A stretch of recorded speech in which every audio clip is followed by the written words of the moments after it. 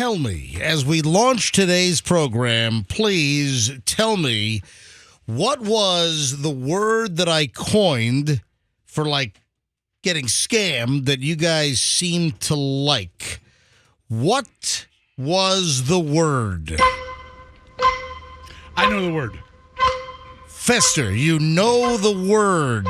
I know the word because I've used it like 6 times. Oh, you used it yesterday, so it's become ingrained in your head. Yes. And Fester, what is the word that I just blurted out a couple of days ago that folks seem to like?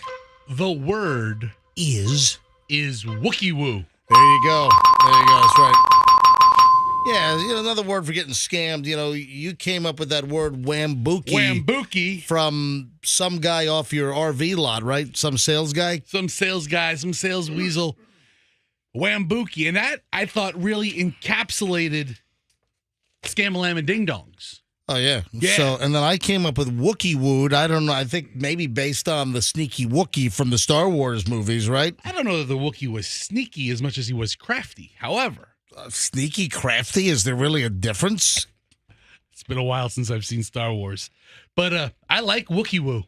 Yeah, Wuki Woo is pretty good. Froggy, how was your birthday? Oh, it was great. Just great. Did you go out to dinner with Kimmy and the kiddies last night? No, we'll do that on the weekend. Weekdays are, I like to get in bed nice and early. Yeah, last night was a nice documentary. It was on Sovereign Citizens? Yeah. Oh, did you see the YouTube video that I sent you? And then I saw that. I that came in my feed a couple hours before. Hold on a minute. You saw the Sovereign Citizen video that I sent you hours before I actually sent it to you? Of course. I follow all those pages. That was a good one, though. That was a good one. I could not believe how patient the Volusia County deputy sheriffs were over on the other side of the state. They're very patient with the sovereign citizens, but you could tell they don't enjoy it. No, they don't. Hey, I'm trying to see if our stream is working this morning because yesterday. Andrew's giving me a thumbs up. I was trying to bring it up on my cell phone over here because I've got all the different apps on here. Because we run on the TuneIn app, we run on the iHeart app, we run on the Odyssey app, we run on the Q105 app. And then yesterday, oh man, you don't realize how many people stream this show. Our streaming was down the entire program yesterday. There was no MJ Morning Show stream. It was busted. Like commercials would play, like the in-app commercials, but our show was not playing. And I was just going to do a little test here. Let's see if I can open up one of the apps and see if I can get us to play here. Let me just hit Q105 on the app and hit live. And the in-app commercials, here we go. But our show was not playing. And I was just going to do a little test here. Look at this. Let's see. Okay, so that's obviously there's a little bit of a latency. Oh crap! Won't turn off now. Oh, there we go now. So let me tell you what's going on. There is a belief inside. Well, damn thing won't shut off. How do I shut this freaking thing off? You have to close the app. All right. Anyway, I just turned the volume down. So there's a little bit of a belief internally that it was sabotage. Dun, dun, dun. Yeah. Oh, really? Yeah. Hang on a minute. I've got that noise. In fact, I was the first one to. Do you realize that all the other radio stations that use this noise, it was all ripped off from me? Yeah. It's true. Do you know how I got this noise? Oh, man, I love that noise, and I pulled kind of a Wuki Woo scambuki. I did a wambuki on this thing, on this noise. But if you listen around the Tampa Bay market, you'll hear other shows use. And I grabbed that back in the late 1990s from NBC. And, man, I pulled some cunning, dastardly things back then. And I'll get to the sabotage in a minute. But since Roxanne went dun, dun, dun, and then I do have the noise that goes So you know what happened? Why does everyone else have it? Because it was in the system. When we were across the street at our old radio station doing this show for 18 years, you know, the deal was that all of our sound effects were in the computer. That's one of the things that pissed me off, that every one of our sound effects were available to the other radio stations. And I wanted our sounds totally partitioned so other stations couldn't grab our stuff. And never could get that done. So with people in and out of the Gandhi studio and having 8 radio stations there over the years and people going from that company to other companies in town with different radio stations, a lot of my sounds that people liked, like Glenn Beck, for instance, he stole my buzzer. Oh, that buzzer also. I took that cleanly off the Family Feud years ago, and people stole that from me. Stupid Glenn. You know, all kinds of sounds. People took all my sounds. So that's why. So the dun dun dun sound effect. I used to have this really cool satellite dish set up at my old house on Wallcraft in South Tampa. And I had a C band and a KU band. And I was able to get all the NBC like back channel. And they used to run like promos down the satellite line for all the NBC channels around the country to record and then play. You used to catch Tom Brokaw in some funny situations. All kinds of NBC Nightly News. They used to have an open camera during all the breaks, or when they went to stories with the reporters out in the field. They used to like have an open camera on Tom Brokaw and then Brian Williams, and used to see them in the studio. I'd roll tape on them because they'd say crazy stuff, and I'd play the audio. So with the dun-dun-dun sound effect, I noticed that NBC on their promos, they used to run that sound effect on promos like, and it's an all-new Friends, and what happens with Monica? And, you know, they would run that sound effect. I'm like, oh, my God, I've got to have that sound effect. So I called NBC promo in New York, and I pretended I was like some affiliate in Fargo, North Dakota. Yeah, this is Kay in Fargo, North Dakota. And we're our promotions department. They want that sound effect of the dun dun dun. And so then they said, okay, we'll get it on the 4:00 feed for you. And they played the sound effect dry in the whatever feed it was over the satellite. I'm rolling VHS tape, and this was I recorded this in like 1998 off the NBC internal satellite channels where they ran that and they even had a special little card, special for K whatever TV station I said, and they ran the sound effect, and then I had that sound effect in the clear. Then it went in the system, and then all the other radio DJs, the shows ripped it off. People left the company, so that's why that sound is all over the place, because it was stolen from me. All right. Back to, does that make sense to you, Roxanne? You understand the story? Can you explain it again, actually? No. I would like to hear another Friends promo, except this time leave Monica out of it and let's talk about Chandler. Too soon. Oh. Too soon. Too soon, really? Is it? And what's Chandler doing in the hot tub? I'd watch that episode. No, but that's how they used that sound effect back then on NBC. Must See TV Thursday. That's where the sound effect came from. All right, so there is some chatter that the fact that our stream was down was some type of sabotage. So, maybe I'll expand on that. Remind me after 7:30 to expand on sabotage. Wasn't that a Beastie Boys CD? Sabotage? Sabotage. A song, rather. Sabotage. All right, we've got our first dash cam to give away in just a few minutes. We have another big announcement that we made yesterday. We're giving away 20 Surface laptop computers coming up after Thanksgiving. Hold on, we're just getting rolling. Busy damn show here on the MJ broadcast. At 6:09, let's grab traffic, and Pat is on. Pat?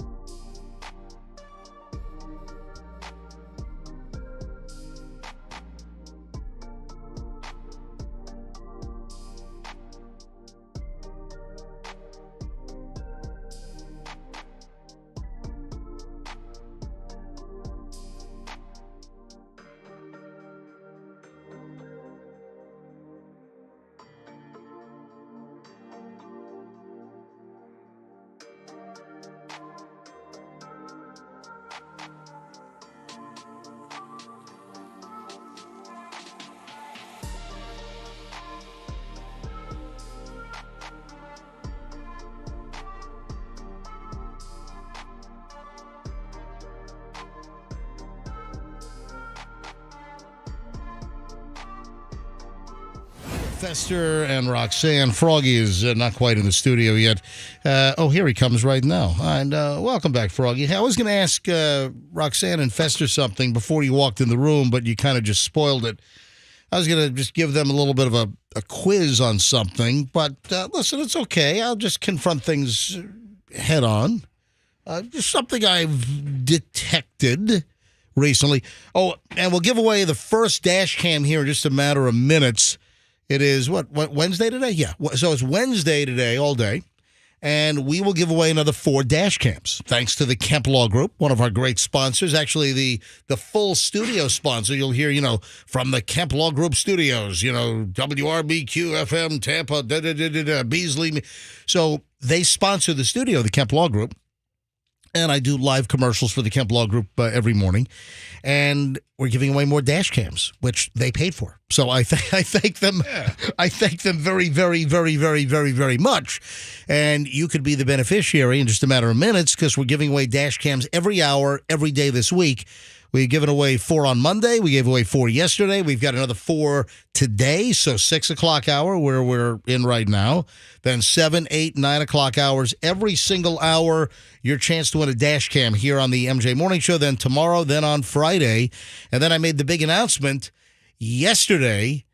Deal's all done, put together.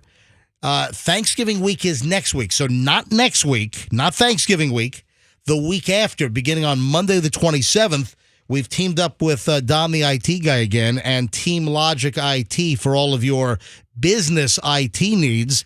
He's giving us 20 Microsoft Surface laptops to give away. Not the tablet. These are the full laptops.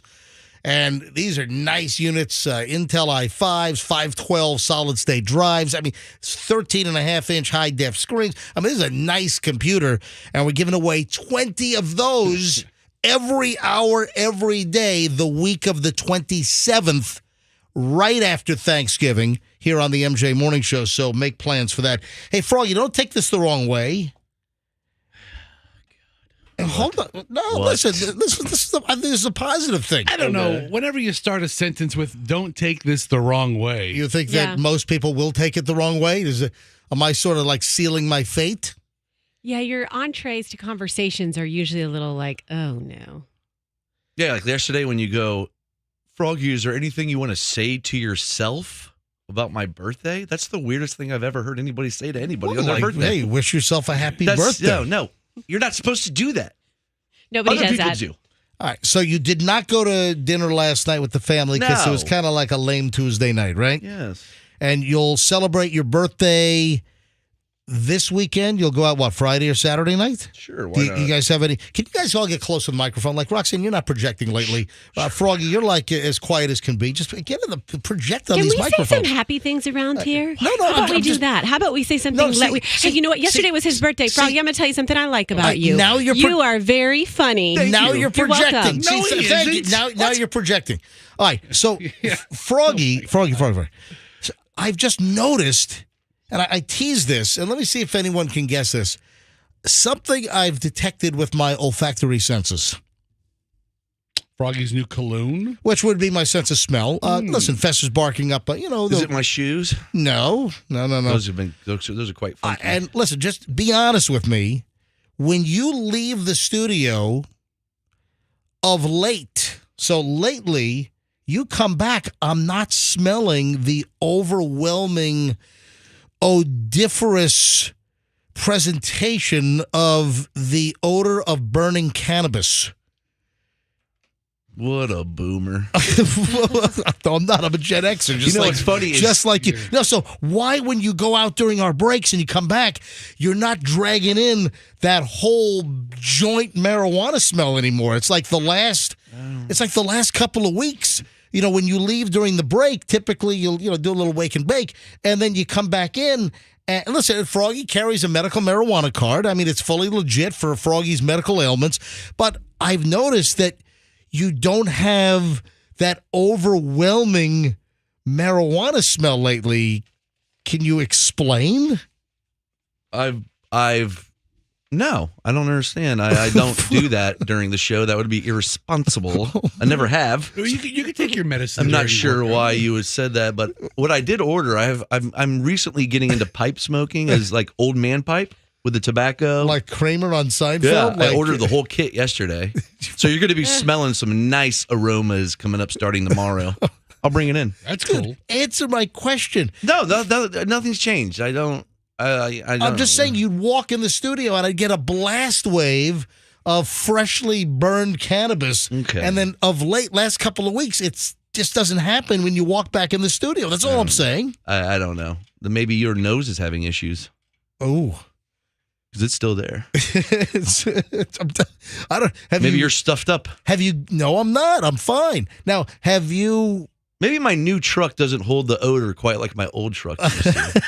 Yeah, it's possible. The old one, you'd sit in it for a second and, Have you gone to a less potent blend or strain?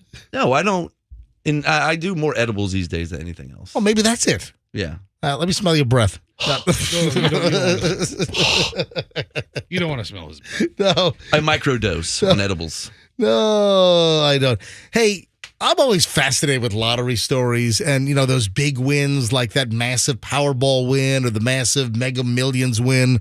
And with Edwin Castro, what has been one of the interesting angles to the story? He's the dude that won the $2 billion Powerball jackpot. The ticket was purchased like last November, and he didn't claim it until like February earlier this year, speculating. Folks were speculating, hey, man, is this ticket lost? Or, what's the story? Why are they waiting so long? And then the guy came forward. But then remember, there were claims quickly from like two others that he stole the ticket, that it wasn't his, that he was not the rightful winner. And I'm kind of fascinated with just lottery stories in general. Remember the story of Whitaker?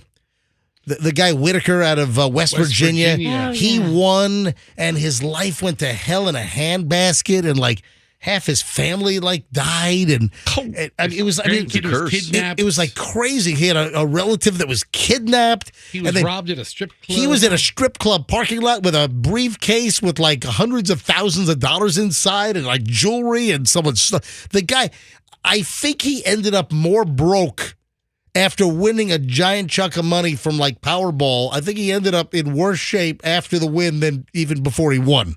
Yeah, I mean, he was very lucky and then very unlucky. Yeah, because you have some people that win the lottery and it's like they can't handle it and their lives go to hell in a handbasket. So the latest on the whole Edwin Castro deal, where two guys came forward and claimed that Edwin Castro stole the ticket and they were the rightful winners of the $2 billion. Well, the latest little episode that caught my attention, the lawyer representing the Powerball winner, Edwin Castro. Remember, he's also gone on this buying spree. He bought like $75 million worth of houses. I mean, like some just a mile or two away from each other in like like Pacific Palisades or Hollywood Hills, whatever. I mean, just buying all kinds of crap. Even though you won a $2 billion jackpot, with the taxes and the cash payouts, you ended up with less than $1 billion. And still, I mean, it's a lot of money, but should you just go and just buy stupid stuff like your Richard Pryor? What was that movie? Remember What, the toy? Yeah, thank you. They bought Richard Pryor. Brewster's Millions. Brewster's Yeah, Millions. Brewster's. When he was a baseball player? Brewster's. I mean, you just go out and just buy just stupid stuff. I love that movie. So Edwin, listen to this. The lawyer for Edwin Castro says that he's viewed footage of his client buying the $2.04 billion winning ticket. Yeah, and we always asked about this. Where's the footage from the convenience store? Because I'm sure the lottery tries to grab any surveillance footage when you have a win like this just for confirmation and just to dispel any claims of shenanigans. Yeah, right? for liability. Exactly. So Castro won this crazy amount of money. Months later, Jose Rivera came forward to insist in a lawsuit that he actually purchased the ticket from a California store, that it was stolen from him by his landlord, Reggie Romero. I mean, it's the craziest damn thing. The California State Lottery Commission has an apparent video of the ticket being purchased at Joe's Service Center in Altadena, California, but has not publicly released it, which I don't know. Why wouldn't you just release the video? But Castro's lawyer, David DePaoli, said he viewed the long sought after clip and reportedly shows the 31-year-old client buying the ticket. And he made a claim earlier this week that he's seen it. I've personally viewed the CCTV footage. It's crystal clear that the winning Powerball ticket was purchased by Edwin Castro without a doubt. Good for him. So does that close the chapter on this? I guess we'll have to wait and find out. But I just find all these like crazy lottery stories just very interesting. We'll give away the first dash cam this morning in minutes, plus early morons of the news next. Oh, I got a mystery package. Box arrived. It's got some weight to it. I have an idea what might be inside. In fact, I might pass the box around and see if you guys can guess. So that's coming up as well. But morons in the news next on the MJ Morning Show here on Q105. And then we'll give away the dash cam number 1 next on the Wednesday dash cam giveaway, as we'll give away 4 all day. 6 o'clock hour, 7 o'clock hour, 8 o'clock hour, then 9 o'clock hour. The first one's next. So hang on.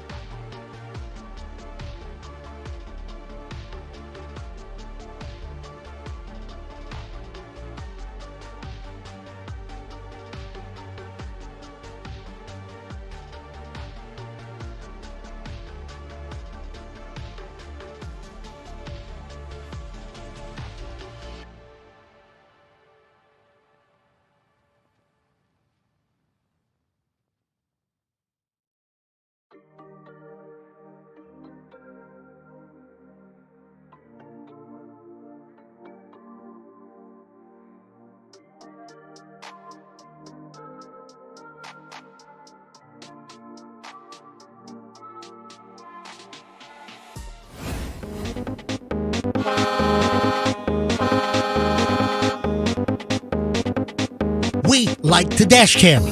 We like to dash cam. All right, let's give away the first dash cam right now. Before I even do early morons in the news, let's give away the dash cam to caller number, we'll do it easy this morning. Caller 147. All right, no, I'm kidding. Let's do, hey, Andrew, what number caller would you like? I'll let Andrew pick the caller for the first dash cam. Caller 12. I'm not doing caller 12. Okay, I won't ask you again. He said, then don't ask. Easy's right. Caller 12. No. Let's go with caller 40. Caller 40 right now. Like American Top 40 with Casey. Hi, I'm Casey Kasem. Welcome to Caller 40. All right, Caller 40 right now, 800-990-1047. 800-990-1047. We'll give away the first dash cam right now if you're Caller 40, 800-990-1047. Just be that caller, and you'll grab dash cam number one here on a Wednesday. thanks to the Kemp Law Group. Of course, the traffic, the roads, the drivers, it's just a circus out there. Protect yourself. Have a forward and rear-facing dash cam to capture all the Tampa Bay area road shenanigans. And we'll grab caller 40 live on the air in just a matter of moments. Hey, you want to hear about a great daycare center? Will I want to change my Daviana from the school she goes to now into this one? Yup. I'm going to tell you right now that when you hear the details of this story, you're going to want to move your kid all the way up to Massachusetts, where an intoxicated daycare center owner allegedly attacked her husband with a baseball bat in front of 3 young children under their care. Whoa. Bat her up. Can you imagine that? Diane Fenton. Sounds like an actress. Diane Fentanyl. Yeah, Diane Fentanyl. Right? Yeah, 58 years old, facing charges including 3 counts of reckless endangerment of a child after she allegedly assaulted her husband with a baseball bat. Yeah, husband called the police and said that his wife was chasing him with a baseball bat. He confronted her after he found her intoxicated while taking care of a 6-month-old, a 3-year-old, and a 4-year-old. Oh, the 6-month-old's not going to remember any of it. So he confronts her for being drunk. She grabs a baseball bat and goes all batter up on his butt in front of the kids. So did she connect? Did she like knock his head off or something? Oh, yeah, line drive. Jeez. Yeah. Oh, and she says, it's just an isolated incident. Okay. Yeah. Now I have MJ disease. It must be contagious, MJ, because you do a story like this. Yep. And all of a sudden in my head, I'm like, I did it like this. I did it like that. I did it with a baseball bat. What is it? Beastie Boys, right? I think it's I'm wiffle on the ball. run. Yeah, is it wiffle hold ball? on. It's wiffle ball bat. Wiffle ball bat. Yeah, Yes. you know what? Roxanne, do you realize, you know what? I got an idea. Why don't you go to Dick's? Uh-huh. Would you go to Dick's and grab something? Go grab a wooden baseball bat or aluminum bat and grab a wiffle ball bat. And let's do a comparison. A side-by-side comparison? Yeah, I'll They're have not you, the same thing? I'll have you hit Froggy. I have both at my house. Yeah, I have a you know, bat, just bring them in tomorrow. wiffle ball and a wooden bat. Exactly. Well, would you mind if you Oh, yeah, please. hand both bats to Roxanne and we could just demo them on you and you could see the difference between a wiffle ball bat and a baseball bat. You know, Exactly. I mean, MJ does the most talking, so he's the one that should experience the differences between Oh. the wiffle ball bat That's and true. the baseball bat. You could- Yeah. You could eloquently tell us the difference when mean, it's you know, hitting you, what it feels like. Batter up. The 3 of us clods, we couldn't accurately and eloquently express what it's like, but you. More morons in the news in a second. First, let me give away the dash cam here. Caller 40 is this one right here. Hi, good morning. Who is this? This is Ed Ackerman. How are you? Hey, Ed, where are you calling from, pal? I'm calling right from Tampa. Fantastic. Ed, you're calling for the dash cam, I would imagine. Absolutely. Ed, you see the maniacs on the roads, right? All the time. I'm a service tech. Oh, wow. All right, so you see them all over the place. Well, Ed, you are caller 40. Thanks for listening to the MJ Morning Show, especially the early crowd. You win. You got your very own front and rear high-quality, full HD dash cam from the Kemp Law Group and the MJ Morning Show. You win. All right. That's awesome. All right, so, Ed, hang on. Andrew's going to give you all the information. Just get your butt down to the station here across the Gandy and pick up your dash cam at your convenience, all right? All right. You guys are awesome. I listen every day. Thank you, Ed. I really appreciate that. All right, hold on. Andrew, he's on 6. Dash cam number 1. So next hour, 7 o'clock hour, we'll give away number 2. Then 8 o'clock hour, number 3. 9 o'clock hour, we'll give away dash cam number 4. So another 4 today, another 4 tomorrow, Thursday, another 4 on Friday to wrap up the week. So, all right, I have a couple of additional morons in the news stories here, which, you know, I might have to go long today because we have so much good stuff here in the morons pile. I have a villager story, and of course, when I say a villager story, only one thing should come to mind, and that is the community of sex-crazed senior citizens a little north of us.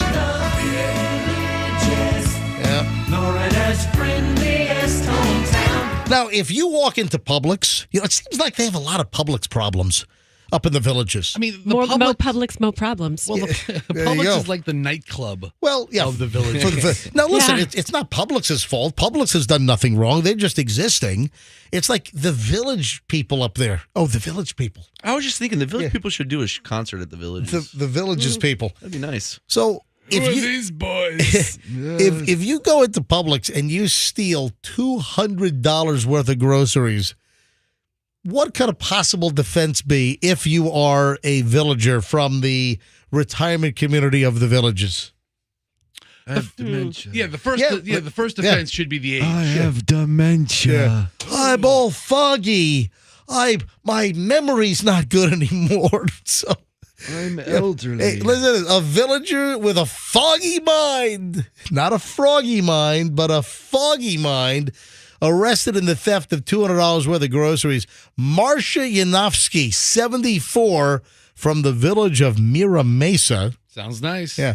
Went to the La Plaza Grand store. They have a lot of... That's where the ladies started just opening up wine and just drinking bottles in the aisle. Oh, they had photos of that. Yes. Remember that lady? Yes. So we had another story in the same damn Publix up there. The lady walks in and she's just opening up wine, just guzzling it right in the middle. You might have a problem, lady, if you're like going into Publix is opening up bottles of wine and drinking them right there. So did she bring her on corkscrew? Or is she looking for screw caps? Screw caps. Or boxed wine? Ooh. Yeah, baby. Yeah, so this woman walks in to the Publix store earlier this week, fills her shopping bags with merchandise. According to the Lady Lake Police Department arrest report, shopping bags had been removed from her purse, and she left the store without paying for the items. She's just filling her bags up, these little, those little reusable bags, and just fills it up, $200 worth of stuff, just walks right out. And then when she stopped and the police then are called, she says that her mind was foggy because of a mobility issue. Yes. And, I'm all foggy. And then listen to this. They did a criminal history check on her. She was convicted of theft in Honolulu in 1969. How is that still like on record? 1969, you were convicted in Honolulu? They still have records from back then? 50 Yeah, I mean, what do you years think? ago? Yeah. What, police didn't Unbelievable. exist back then? Anyways, is that like, I'm old, I'm retired, I'm 74. I didn't know that I took reusable shopping bags out of my purse and filled it with $200 worth of groceries and walked out of the store. I'm old. I'm foggy. When they say the shopping bags are reusable, you just can't fill them up with food you don't pay for. Unbelievable. All right, folks, 7 o'clock hour starts next, and then we'll give away another dash cam coming up in just a bit. Hey, we've got numerous issues we got to deal with this morning, like earbuds. I've got a couple of complaints regarding, the earbuds, the AirPods, that kind of thing. Also, all these PR rackets. Oh, get paid $2,500 to do this. Get paid $25. These things are all over the place, and I got a little pile of get paid to do this rackets. Listen, I want to expose some stuff and tell you what it really is all about. So we'll get to that coming up in just a bit. And I want to talk about tool bags. Right? Like, let me use that in a sentence. Froggy sometimes can be a tool bag. What? All right, Okay. I'll explain. He wouldn't have been my first choice in this room. Who would be the first choice? Probably me, Okay, all right. Fester can be a tool bag. All right, if you want me to shift it. but you're my second. Oh, well, thank you. Yeah. All right, hang on. All that next. Don't move. MJ Morning Show here on Q105. Hey, thanks to the Kemp Law Group for providing these dash cams. We're giving away 20 of these things.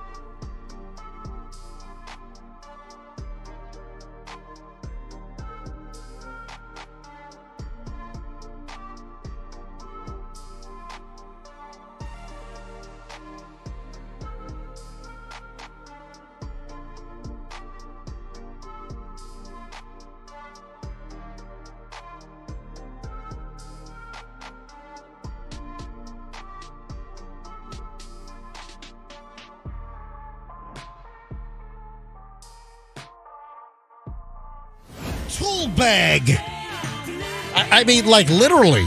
All right, MJ Morning Show on Q105, 7:02, rolling up on 7:03. And yep, 7 o'clock hour is here, so we'll give away another dash cam in just a bit. Sometime this hour, I'll tell you when to call in to win the next dash cam from the Kemp Law Group and, of course, the MJ Morning Show.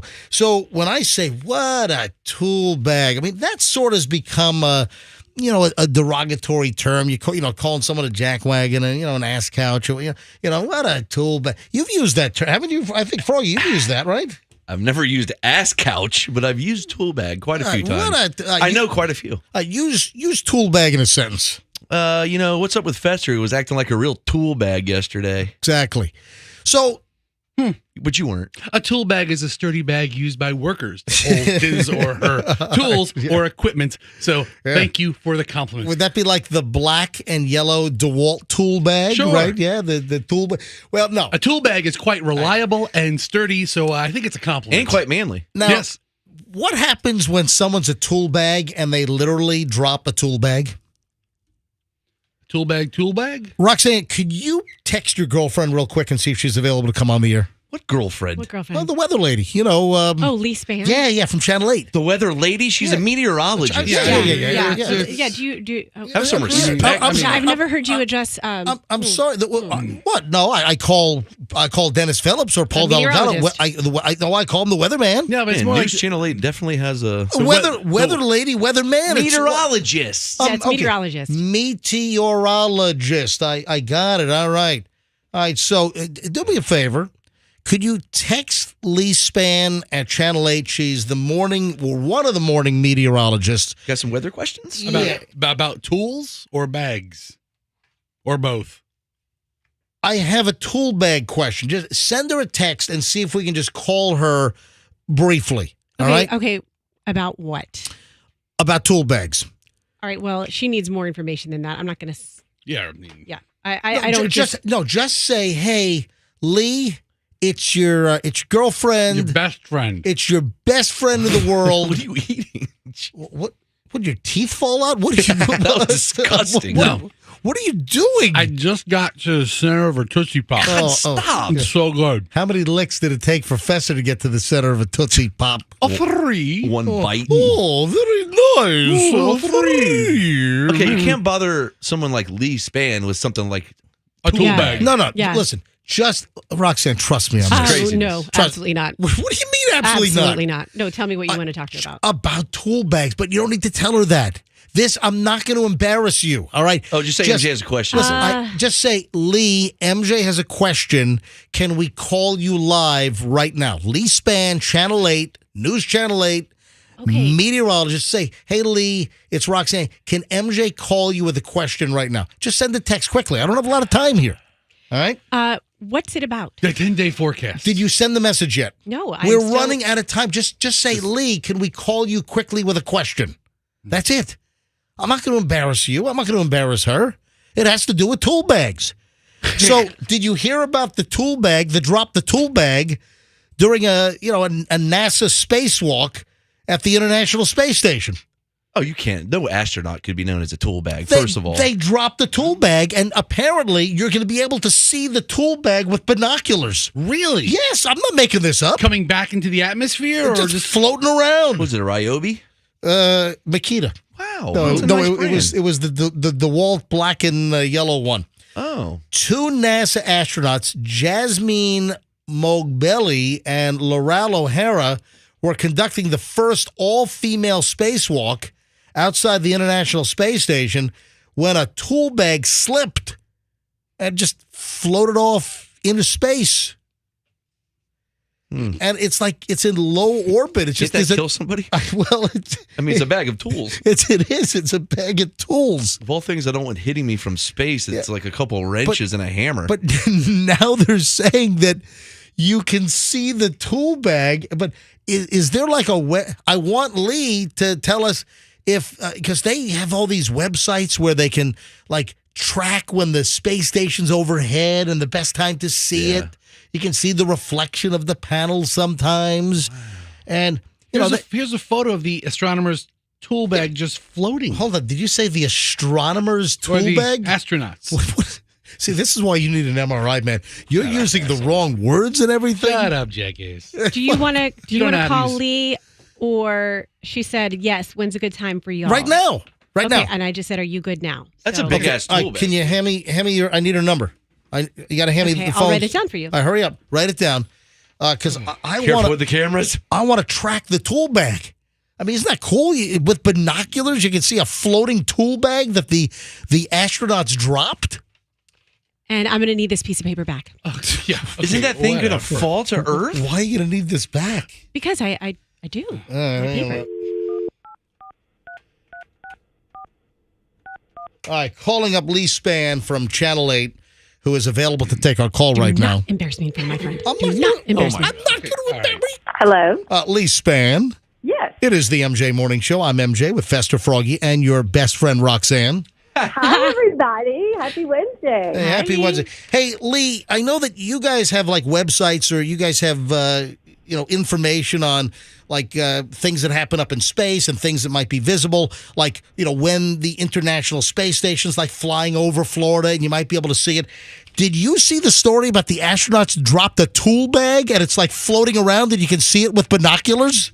I did see that because it's actually like basically orbiting Earth just like this, right with the International Space Station. So Right. it's just gonna go around, I guess, pretty much forever. All right, so how do I see it? What do I? Is there a website where I can now find out when I can grab binoculars and see the tool bag? So the NASA. That's a funny word. Isn't tool bag funny? Oh my gosh, I've laughed every time. We just lost another tool bag, y'all. We just lost. You ever call any of your coworkers tool bags? I've never, because they're all wonderful people. Oh, I'm And sure they're they're- all listening to your station. Well, So yes, they're all- thank you, thank you very much. What about the weekend, Yeah, guys? there's got to be a So you can couple. so NASA offers on their website or an app that tells you when you can see the International Space Station going over. So anytime that that International Space Station is going over, you can maybe get a glimpse. At the tool bag. Bag. Yeah. So it's going to roll at the same speed as the tool bag? I guess it's it's in the same orbit. I don't know the answer to that. I would assume it would, because of that it would eventually drift off. But I mean, it is orbiting at this point because this tool bag has just been lost. So it Tool is bag. still- I just love the word tool bag. So it is still pretty close to the ISS right now. It was about $100,000 worth of tools. Nothing- $100,000 worth of Oh my tools. gosh. It's not just a hammer and a wrench. Oh my They should have God. bought those tools on Black Friday and got 30% off. So have you talked about the tool bag on Channel 8? Have you talked about it? We have. Did you laugh when you said tool bag? Well, the good thing is I wasn't reading the story, so I just giggled in the background. I got you. All right. It'd be funny if you zoom in and it's like a Ryan Seacrest balloon. Ultimate tool bag. Hey. He went to University of Georgia. Oh. Well, yeah. Yeah. I guess he's all right. Lee Spann, Channel 8. Great to have you on. All right, bye, y'all. Thanks, Lee. Oh, by the way, I work with a bunch of tool bags. Hey, No, they're all listening to your station. No. I work with a bunch of tool bags. That's what I said. Shh, they're all listening to you. yeah, we're right here. We're right here in the room. Bye, Lee. Bye. Oh, she's just the best. isn't she's she? She's great. so sweet. And guess what? You Yes. just semi-deposited some coins in the trust jar. No, he didn't. I what? You put some coins in the trust Is that jar. a 'cause sexual you didn't- innuendo? I Yeah. told No, you I'm Roxanne. not gonna. Yeah. Oh, that does sound kind of Roxanne, creepy. you don't know how the Bank of I MJ deposited coins in Roxanne's trust Oh. jar. But it could HR. easily be shaken out. Wow. What time is it? 7:12. You know what?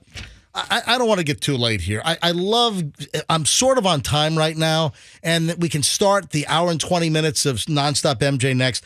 I've got two stories where you can get paid $2,500 to do this, but they're two different things. All right. Can one person do them both?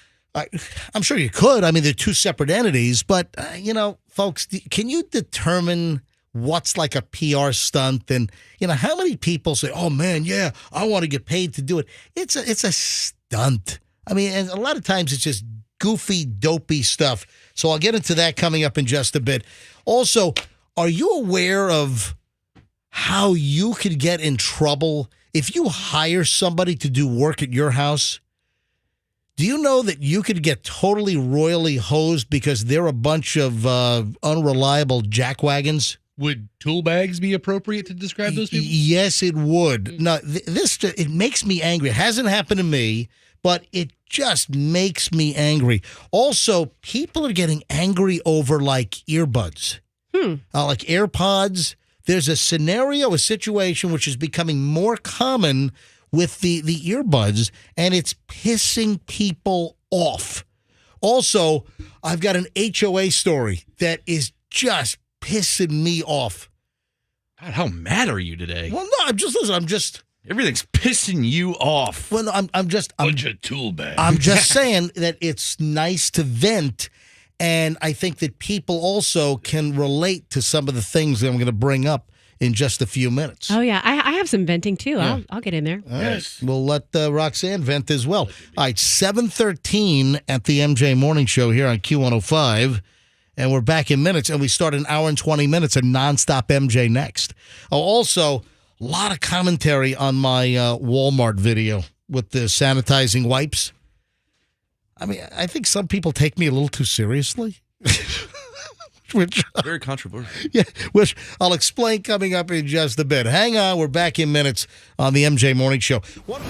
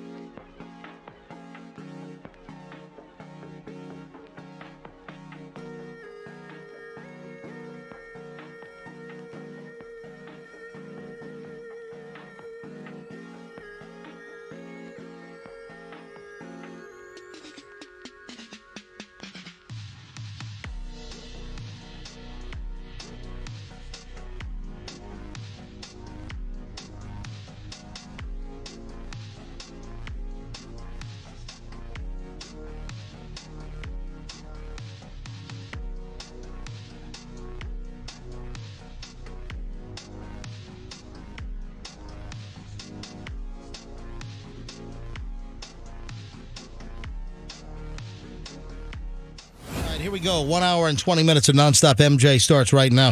So listen, I broke early, so why am I running late here? Doesn't make sense. Whatever. Hey, by the way, the stream is back. The MJ Morning Show live stream on all the various platforms, whether it's iHeart, whether it's the Odyssey platform, whether it's the MyQ105 app, whether it's TuneIn, listening on Alexa, whatever. The streaming audio is back. It was absent yesterday. There was some kind of technical glitch, a little bit of rumbling internally that it might have been some form of sabotage. Yeah.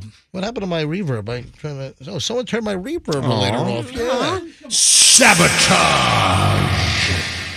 Yeah, so a little conspiratorial yesterday running around here. The fact that people, you don't realize how many people listen on the stream. I still think, a lot of people listen, obviously, most people listen on 104.7. They listen on conventional FM radio, but the number of people listen on the stream is ginormous, and, that's witnessed by the number of texts. That's witnessed by the number of emails I got. It's witnessed by the number of direct messages I got on Instagram yesterday at Certified MJ Radio. Just crazy. MJ, where are you? Are you off the air? Is it broken? Is the show over? Did the contract thing not work out? What's going on? It's, it was just dead. Who is the saboteur? Well, could be a competing company. What? Listen, just some rumblings. What, did they cut a wire? Just kind of interesting that our streaming numbers are ginormous, and then boom. Suddenly our stream is down and just someone shut it off, like somebody just flicked the switch, and up, okay, it's back. Oh, we're sorry. All right, I have a box I want to pass around here quickly. This is only taking a little mystery box. This arrived for me yesterday, and it's an Amazon Prime box. It's got some weight to it. It must be Hold for on. me. Roxanne is very eager to get her hands on this box. Roxanne's reaching over in my face. Yeah. You said I'm going to pass this box around, and I got ready to catch it. You're like all eager beaver over there. there. Yeah, like a wide receiver. All right. Throw it to me. Here we go. So I will hand it to Roxanne first. All right. So someone sent me this package. It's addressed to MJ Morning Show crew. Oh, so it's addressed to all of us. Well, yeah. It's not addressed to you. It would be addressed to MJ. So MJ Morning Show crew encompasses the crew. I am pretty sure I know exactly what is in this sealed box. I'm pretty sure I know exactly what's in it. Roxanne, She is so eager to get her hands on this. It's like you're hopped up on something today. You know what? I am. I actually am. Because I told Doug he needed to bring me my coffee while I was getting ready this morning. You're like... Yeah. Guess what? I don't start drinking coffee until like 7:30 normally. I just kind of have it and I smell it. But this morning I was like, Doug, I want you to bring my coffee into the bathroom before I leave for work.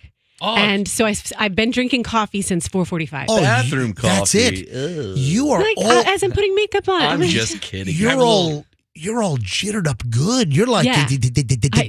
I'm like running around to every break. I'm running around doing... Yeah. Yeah, it's like porcelain cup of coffee and a porcelain turlet. I mean, you're making me nervous over here. It's like just... Shower coffee, Fester. Calm down. Okay. All right. So, Roxanne, you can now... reach over and grab the box. Reach over now, okay? It's like this is a drug package she's been desperately waiting for. I told you, it's got some weight to it. She almost dropped it. There's some weight to it. I would have broken all the equipment. Oh, no. That would have been a good thing around here. I had a guess. My guess is right. If you would have busted all the equipment in here, that would have been fantastic, just like my new sweeper says. Yeah, exactly. So let me see this box. Oh, okay. I think I know what it is. There's a little extra wiggle sound in there that confuses me. Like a little extra, almost sounds like beads or something. Well, hold it up to the camera. Okay. But I feel like by the weight of it and by the smushiness of it, I know what it is. I know what it is. Hang on. All right. Fester, go ahead and and I'm going to have everyone say their guess at the same time. Okay. All right. It's pretty. It does. It's got some weight to it. All right. Do you think you know what it is? I think I have an idea. All right, Fester, hand it to Froggy. Let's get this show on the road here so I can move on. Oh, my God. It's heavy. Dude, you just threw it at his crotch. What you get? All right, stop shaking it. Shaking Amazon syndrome. Stop. All right, I'm trying to see what it is. Is it breakable? Is it breakable? If it is, it's busted now. I mean, I don't know. Hand me the box. Is it anal beads? You know what? I just dumped that. That was my guess, too. You know what? Oh, my God. That was my guess as well. I was going to shout it out. Guys, Yep. listen, I just dumped it. I don't need that at 7:32. I got parents with kids in the car. What is wrong with you? Didn't we get that one time? My though? wife is in the car right now with Hadley and Hudson, and they're like, "What's that?" He dumped it. He dumped it. I just dumped it. Oh, so man. your kids didn't hear that. What is wrong with you? Don't say that. Remember my accidental package last time? Yeah, I'm scarred. I'm It scarred. happens. So All right, that's what I just dumped. I dumped off of broadcast radio I'm on sorry. on 104.7 FM. It still lives on MJTV. It still lives on the podcast or whatever. All right, so when I count to 3, you guys all say what you think it is. 1, 2, 3. Baby wipes. I was gonna say. Hold on, you said baby wipes? Yeah, no, I'm just kidding. Hand sanitizing wipes. Hand sanitizer wipes. No, Okay. all your guesses are wrong. Fester, what do you think's in the box? I bet you somebody found you a bag of those stupid gummies you like. All right, Froggy, what do you think it is? I bet you somebody found you a bag of those stupid gummies you like. You guys are right. That's exactly what I It's think. gotta it be- is. How do you know? Yeah, no, Wait, I'm telling you, I can feel it. The density. It's a 5-pound-ish Yeah, weighty box, kind of heavier on one side. It's like- Coca-Cola But- gummies? It's the bulk bag of Haribo Cola gummies that I love. So Are you sure it's not baby wipes? And It's not. someone We'll sent them to find you out. to go wipe your It's- Walmart it's Cola cart gummies. down. It's not baby wipes he needs. I He know. needs disinfectant Look. wipes. It Oh, is. you were Oh right. my God! It's the 5-pound the bag. same one you used to have. This is the best. Oh, man. Oh, and then there's a little thing of warheads in here as well. Oh, for Roxanne. Yeah, for Roxanne. Oh, yay. For Yeah, so panic attacks. More panic attack warheads in here. We'll add that to the medicine cabinet. Oh, this is a 5-pound bag. Folks, I'm holding this up to MJTV right now. A 5-pound bag of Haribo Cola gummies. They're called the Happy Colas. All right, there's a gift card in here. Hang on a minute. Let me see who sent this. They put like all these different slips in here. You got to find the message one. Send a thank you note. Send a thank you note. Where the heck is... oh, here we go. Haribo for MJ and the warheads for Roxanne. Oh, thanks. So she doesn't have any more panic attacks from one super fan. Juan. Thank you, Juan. The super fan. Juan, you just won the day here on the MJ Morning Show. Thank you very much, Juan. I'd like to remind you, MJ, that Juan is the one during MJ Mystery Merch that sent you the Blues Brothers replica license plate that to this day rides in the front of my Cadillac. Guess what? Oh, because you stole it out of the did. I studio. stole It it, used to be behind me on the back Yes. shelf here, Yes. and you stole it and put it on the front of your caddy. We love Juan. Well, listen, maybe there are more than one Juans listening to the show. Not more than one Juan super fan who'd actually send you crap. You want to That's hear so nice. something? Thanks, Juan. You want to hear something really disturbing? Yes. Please. This is, I mean, but this is, I think this is, this is rated G. It's not like, anyone's got to change the channel here. But, and then the ownership won't do anything? Just a lot of weird holiday stuff already happening. Like, Fester, you sent me the story. I had already seen it. And I'm glad that you sent it to me as well, because it shows that you're doing your job. There's this like drunk meth crazed Santa Claus driving kids on a Christmas train. I saw Did you that. see this? Yes. I mean, it's crazy. I don't know if that's G-rated. Just FYI. Well, this is real life. I got a couple of things. I got a couple of. It's real life. This is real life. I Yeah. mean, every time I see those like mall trains, I'm thinking that guy has got to be on meth. So, 2 different holiday stories already. One out of Washington State. You've heard of Snohomish County? Yeah, it's like you have to say it and sneeze at the same time. Like, Snohomish County. Residents up near Seattle up there, they're all like aggravated. They feel unsafe. They're perturbed. They've got a small like local grocery store that I guess is very popular in Gold Bar, Washington. That's, I guess it's outside of Seattle somewhere.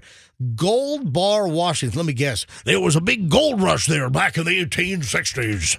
Here, my grandpappy, he had his hammer, he's found a vein of gold. So Gold Bar, Washington, there's a grocery store. It's like a small family-run grocery store.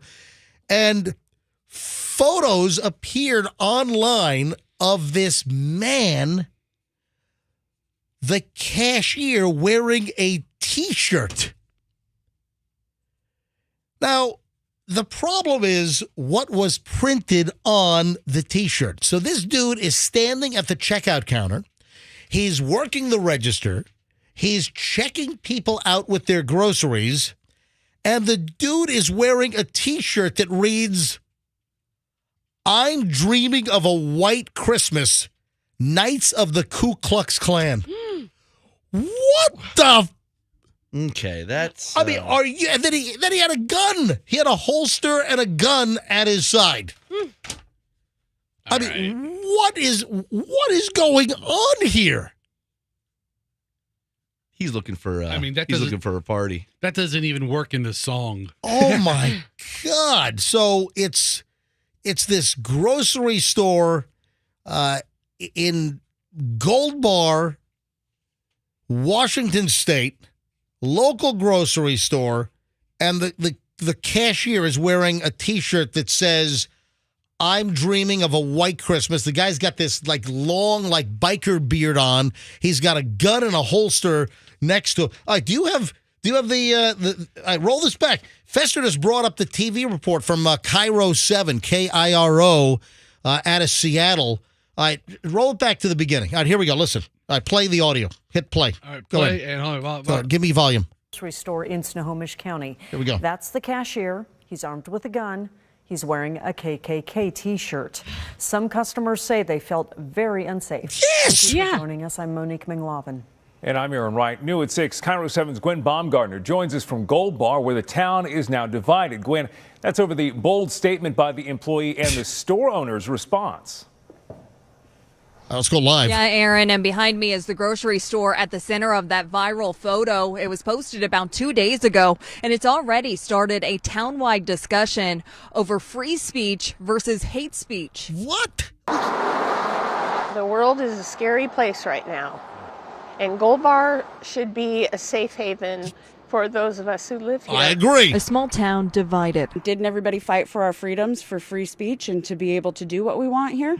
At the center of the division is this grocery store, more specifically, this photo taken inside of it. Here you can see a local cashier at work, his shirt bearing the words, "I'm dreaming of a white Christmas, Knights of the Ku Klux Klan." Freedom of speech. That's not okay. But listen, stop. It is unacceptable to wear that as an employee of a grocery store that you're checking out customers. Unacceptable. Can you hit stop? I rewound it a little bit because I wanted to hear the racist again. Freedom of speech. Unacceptable. Oh, man. Did I hear that news anchor say her name was McLovin? I didn't hear that. Hold on, now I got to rewind it to that part. So, listen, they spoke to the manager of the Family Grocer store. It's called the Family Grocer. And they repeatedly said no comment. Knights of the Ku Klux Klan. And they did not condone the employee's actions. Well, you tell the employee, take the freaking shirt off. You cannot wear "I'm dreaming of a white Christmas" KKK T-shirt while you're checking people out. You can't do this. And then he's got a gun in a holster on his side. Who live here. I mean, it's the craziest story. For our freedom. And then this lady's like, "Hey, yeah, it's freedom of speech." No. I'm sorry. This grocery store, more specifically, this photo taken inside of it. Fester, you cannot operate this thing at all. I wanted to back up to see if her name was McLovin. Just leave it alone. Stop. It's right before she tosses to the reporter. Yeah, I'm past the fact that there's a racist working at a grocery store. Me too. Anyway, I want to hear it. Right, I'm done with the story, but it's just insane. And how did the owners of the grocery store not tell this guy, this beardo weirdo, you can't wear that shirt while you're checking out people with their stovetop stuffing and their juicy juice? Juicy juice. All right, how do you think he feels about those customers? Listen, there's a bigger picture, a wider picture of him, and he has a name badge on, and it actually says Beardo Weirdo. Oh, there you go. And then the other, I'm telling you, the Christmas holiday stories are starting early this year. It's like, hey, the new Oldsmobiles are in early this year. So, Tennessee. Guy arrested for DUI and meth while driving. the Santa train full of kids. What the? So they've got one of these like little, like a neighborhood like thing? a neighborhood train deal. You've seen like you'll go to some little downtown, and they got the little train that they're driving around. You know what I'm talking about? We go to the outlet mall in Wesley Chapel. And they have a little train. They have that a drive little around? train. You have to pay like, what, $3, $4, $5, and the kids get to ride in this little aluminum train. And it's like the most miserable looking ride. Andrew, is that Wiregrass? I think Wiregrass has one as well. Okay, so Andrew says Wiregrass has it Wiregrass as well. has it. Citrus Park. Yeah, I mean, inside the malls have some too. Yeah. Tennessee guy arrested, allegedly drove children while under the influence at a Christmas tractor parade last Saturday. Henry Mead was driving Santa's train, a motorized lawnmower, pulling carts of children. A lawnmower? When witnesses alleged that he was acting erratically, Mead was reportedly unsteady on his feet, failed the field sobriety test. Police found meth, narcotics, and a syringe when they took him into custody, and he's driving kids around on this little train on the street. I think people get very loosey-goosey when it's these non-car modes of transportation. I've taken 2 rickshaws in my life, and I'm quite certain that both rickshaw drivers were on meth. No question. No question. Where, in Thailand? No, one in Toronto. Okay, Toronto. yeah, all right. And one at the Super Bowl in Jacksonville. Both on meth. Okay, well, Jacksonville, I believe, because I think half the town is on meth. But, the Santa driver? Holiday parade time? I think that the time right now is just itching for the drunk mall Santa call. The crotchety old man call. Santa does have a meth kind of beard. Always has. Hang on. on meth. And he always touches his nose. Yeah, he does. That's right. Tell you what, I'm going to whip out the world-famous crotchety old man drunk Santa call in just a bit. But a couple other things. These little rackets where, hey, how'd you like to make $2,500? Got 2 different stories here. And, folks, these are just publicity stunts just to get people talking. And, I'm almost torn. I want to complain, but by complaining, I'm kind of giving them what they want, and that's like free publicity. So do I just put stories like this on ignore, or do I tell the story and the reason why it aggravates me? Well, do you have any more Santa Claus meth stories today? Say it again? Yeah, if you have no more Santa meth stories, then I guess we can do these. All right, so I have 2 stories. $2,500. How'd you like to make $2,500 for this? One of the stories is you make $2,500 by watching Christmas movies. I mean, come on. I'll do that. I love Christmas How many movies. people are they hiring? Are they hiring 100 people? It's one person. Oh. Yeah, one person. And, it's the dream job. You get to watch Christmas movies for $2,500. Listen, this is like an old publicity racket. Fester, bring up the story because I can't find it here. And I have the second one, but I lost the first one. Watch Christmas movies, $2,500. And it's just a publicity scam. So you just talk about this company. They pay somebody $2,500 to allegedly watch Christmas movies, and they're getting way more than $2,500 in publicity. So, did you find the story I need? Yeah, this is out of USA Today. Yeah, what's the date on this one? Today. Yeah, is it 2 days ago? 2 days ago. Yeah, this CableTV.com is looking to hire someone to fill their chief of cheer position. I'll apply for that. Pays $2,500 and a 1-year membership to be to a handful of streaming services, and you just got to watch 25 Christmas movies in 25 days, and they'll pay you $2,500. Come on. That's easy. There's no report. You don't have to write reviews. This is just a publicity racket. Ho, ho, ho, happy holidays. How do you know? Because, listen, I've seen these things before. It's the holiday dream job. Watch 25 Christmas movies and make $2,500. Yeah, they're going to, give, it's to promote crap. It's to promote their CableTV.com website, whatever. If you're the lucky person who gets this job, it's not just a couple of streaming services. It's Netflix, Hulu, Disney Plus, Prime, Max, Apple TV, and the Hallmark Movie Now channel. I think they'll give you the streaming services for a year, and you'll get $2,500. And as the chief of cheer, you just got to watch 25 holiday movies in 25 days. But and do what after? Chief of cheer. that's the point. Do nothing. It's just to get people to talk about it because they're spending $2,500 and they're getting thousands and thousands more in free publicity to promote their website. Oh. How many holiday movies do you think you're going to watch over the course of the season? One. Which one? Which one?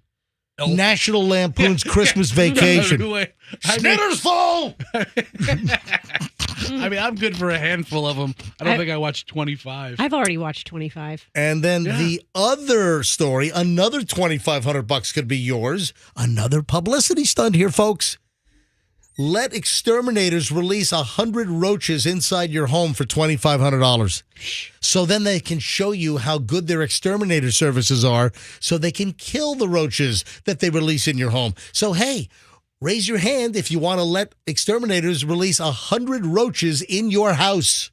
I probably have 100 roaches as it is right now. Exactly. Why not get paid for it? Yeah, seriously. It's awfully sadistic. We're going to release the rodents and then kill them. Yeah, it really is. It's just come over and spray. It's another one of these deals. Orkin? A pest control company, the Pest Informer, is going to offer $2,500 to a homeowner to let them release 100 cockroaches into their house. Anytime I hear the word informer, I think of that unsingable song by Snow.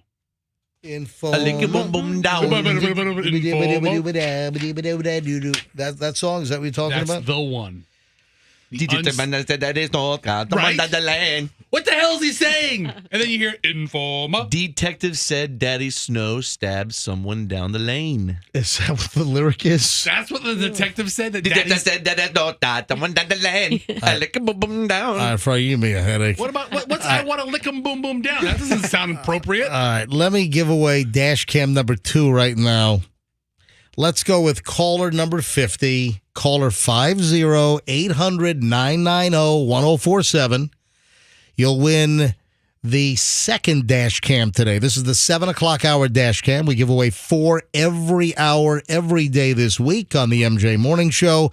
If you are the 50th caller right now, 800-990-1047, you'll win the latest dash cam from the Kemp Law Group and, of course, the MJ Morning Show. If you call a 50, 800-990-1047. Dial right now, and good luck. We'll talk to the winner live on the air momentarily. I mentioned HOAs. You know what? Homeowners associations make me angry.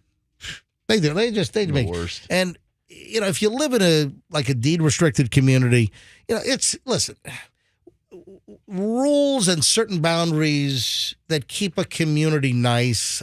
Listen, I don't have an issue. It's just when they're overbearing. This is crazy. There is a story that I saw out of Florida. It's an HOA over in St. Augustine, and there's a tow truck company. And listen, the HOA and their rules, and clearly they're allowing the tow truck company to do this. They were pulling people's cars out of their driveways if the car was even an inch or two over the so-called demarcation crack from their driveway to the sidewalk. And the tow company was just driving through the neighborhood looking for the even simplest, smallest violator and hooking up their car and towing it out of their very own driveway. I mean, how obnoxious and annoying is that? Yeah. I mean, these tow truck companies get the contract, and all they do is look for problems. People living in the Gables at Wingfield Glen, a gated community of townhomes in St. Johns County, over in St. Augustine area, said they're fed up with finding their cars missing from their driveways. God, that's annoying. They say ASAP Towing patrols their St. Augustine neighborhood looking for the slightest violation of the parking rules created by the Homeowners Association. It was about 2 a.m. They came outside and the car was gone, said Felipa Cardosa. She said that her daughter woke up after discovering her boyfriend's car had been towed from the driveway. According to the paperwork, a quarter of his back tire was not on the apron of the driveway. Are you a quarter of the... I mean, give me a break. So, come on, HOA. What are you going to do? So, you got this in some neighborhoods, you got the sidewalk, and if or if the car, you have the driveway apron, how, the driveway kind of flares out a little bit. Right. And if the car is even a smidge over that line, and maybe it's in the street or like that little concrete gutter, you know what I'm saying? Yeah. The tow truck company, for the slightest, like an inch over. I mean, they were hooking up cars and yanking cars out of people's driveways. That's outrageous. It is. I mean, it just is so angering when you hear these stories. Oh, speaking of homes, and this is also just really a bummer and can catch somebody off guard through no fault of your own.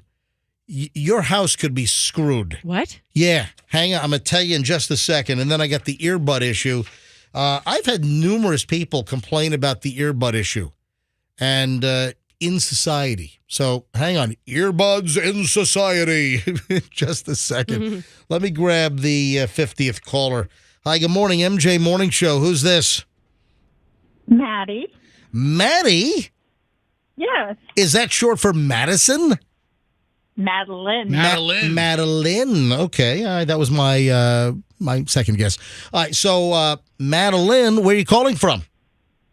Sefner. Madeline in Sefner. Madeline, you're calling the MJ Morning Show for what reason? To win a dash cam. Yes. You witnessed the really horrific bad drivers on the roads of Tampa Bay. If you're in Sefner, you spend time on I-4, correct? Yes, I do. Yeah. How's that taking your life into your own hands every minute of every day? Jeez. A little scary. Yeah. And you've seen some crazy crap on the roads, right? Yes, I have. Would you like to capture that on a dash cam? I would love to. Well, you got it. You're caller 50. You win from the Kemp Law Group and the MJ Morning Show. Thank you so much. All right, so it's a front and rear. It's a dual channel. It's a high def. It's high quality. And you're going to love this dash cam so you can just capture those maniacs out there to protect yourself. Okay, Maddie? Okay, thanks so much. Maddie, thanks for listening to the MJ Morning Show. Hold on, we'll get all the information and get your butt down here and pick this thing up when you get a chance, okay? I sure will. Hey, thank you, Maddie. Thank you. Can I ask you to take a customer satisfaction survey quickly? Sure, absolutely. On a scale of 1 to 5, 5 being best, how would you rate the MJ Morning Show? And please push on your touch tone 1 through 5. How would you rate the MJ Morning Show? 1 being worst, 5 being best. Is there a 10? Oh, nice. Oh, look at that. All right. Well, it's only 1 to 5. So Yeah, I mean- push the button on your phone push the button on your phone that corresponds to the number that you want to give us. Why? Okay. Okay. Go ahead. Well, my screen is blank right now. Oh yeah. Yeah, it's a That'll- iPhone. That'll happen. That's all right. All right. All We're right, just trying to make a all right, joke so here. what number are you trying to give us? A number 5. Oh, fantastic! All right. Well, thank you. All right, hold on. I mean, we're going to get all your information It's right now. not official, Maddie, because you didn't press your phone, but thank you. We'll record it. Maddie's on 4. Go get the information. All right, so that's the second dash cam today. We'll give away 2 more. So the 8 o'clock hour starts in just 5 minutes. We're in the middle of an hour and 20 minutes of nonstop MJ. Every day, beginning about 7:23, 7:25. We start an hour and 20 minutes of nonstop MJ. So you'll notice it's all content. No commercials, no music. It's nonstop MJ every day. Spread the word. Tell 3 people a day you listen to the MJ Morning Show. So the other story that is just angering, and this is really a warning, and this is a local story. I saw this from the Bay News 9 website. And if you have a contractor do work on your house and they purchase materials, if they don't pay for the materials and you sign certain papers, there can be a lien put on your house. I've heard of this. And yeah, this is a racket. This is the worst. And, Bay News 9 had a story on this. If you own a home long enough, eventually you'll hire a contractor to make repairs or renovations. But before you hire the contractor, you want to learn about a little known and rarely talked about state law that holds Florida homeowners responsible for the contractor's unpaid bills. Tim Jones bought a place in St. Petersburg's high-priced housing market. He was looking for a fixer-upper. He found a home in Coquina Key back in June. The old roof had spots in it, so I wanted to go ahead, be proactive, get the roof changed out. Anyway, replacing the roof costs more than anything else, more than $24,000 with the roofing company, very specific about payments. You know what happened? What happened was the roofing company bought the roofing materials from the roofing supplier. The roofing company never paid for the materials, and the roofing supplier, the actual shingles for the roof, placed a lien on this guy's house when he never even dealt directly with the roofing supply company. He just dealt with the roofer putting the roof on, and the next thing you know, he's got a lien on his house. So what company did he go through? This is the worst. Did he hire just a couple of guys with a pickup truck and a tile scraper, or did he hire like a legitimate company that's been doing business for a long time? Jones says repairs began on July 19th, his birthday. 3 days later, the new roof was on. Jones said he paid in full. At least that's what he thought he had done. Then he gets a letter in the mail less than a month later from the roofer's supply company notifying him that they put a lien on his home for $6,557.95 because the roofer did not pay the roofing supply company for the roofing material. And now this guy's got a lien on his house. Twice removed, he's got a lien on his house. They said, according to state law, they can put a claim of lien on someone's home until they get their money from the roofing company. And the supply company's absolutely right, says Pinellas Consumer Protection Manager Jason Oman, thanks to the Florida lien law. The Florida lien law allows a person who provides labor or materials to file a lien against the property if they're not paid in order to allow them to get paid. In using this and your property is used as collateral, you could essentially get stuck paying, not only for the job that you paid the roofer, but now if the roofing company does not pay the $6,500 to the supply company, the homeowner's going to have to pay that as well to get the lien off his house, because then they can ultimately have a judgment to foreclose to satisfy the lien. Who is this company he used? What's the other side of the story?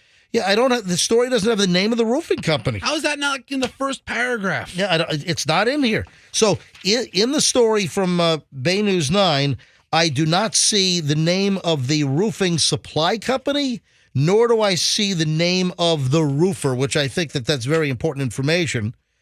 So I don't know if they were just being, walking with, walking on eggshells or, handling this with kid gloves. So Bay News 9 looking not to get in legal trouble. I don't know. If you're going to report that there's a lien, you got to tell the whole story. Yeah, I agree.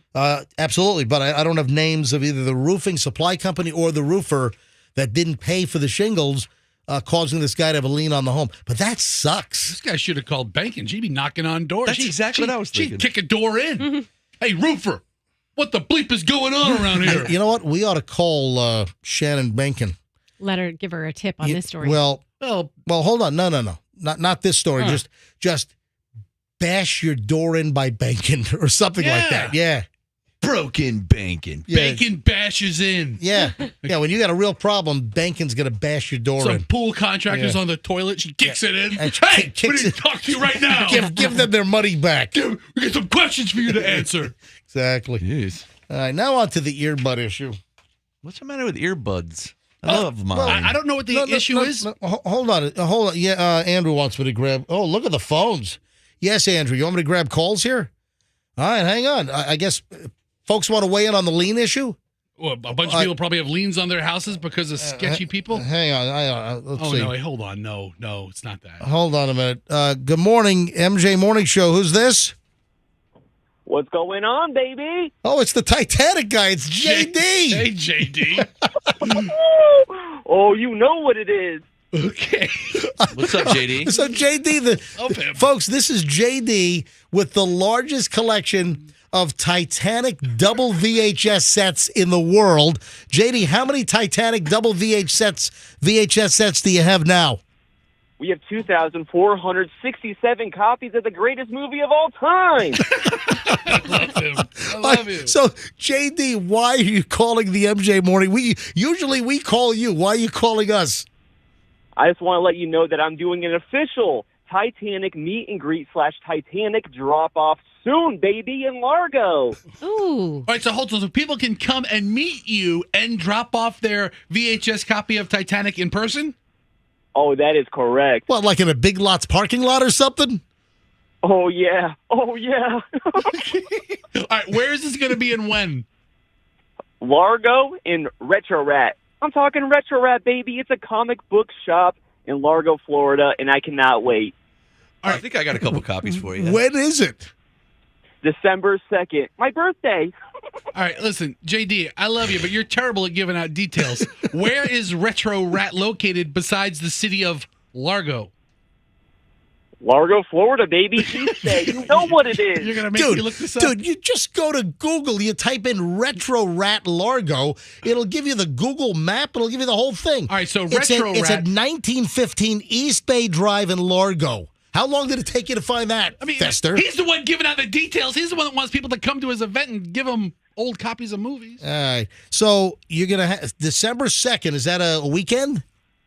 Oh, yeah, Saturday, baby. All right. And so you want people to drop off copies. This is like a food drive, you know? It's a Titanic VHS drive. Oh, yeah, I can't wait. Have you done one of these before, JD? This is the first one ever. Oh, yeah. How many people are going to drive by, you think? Yeah.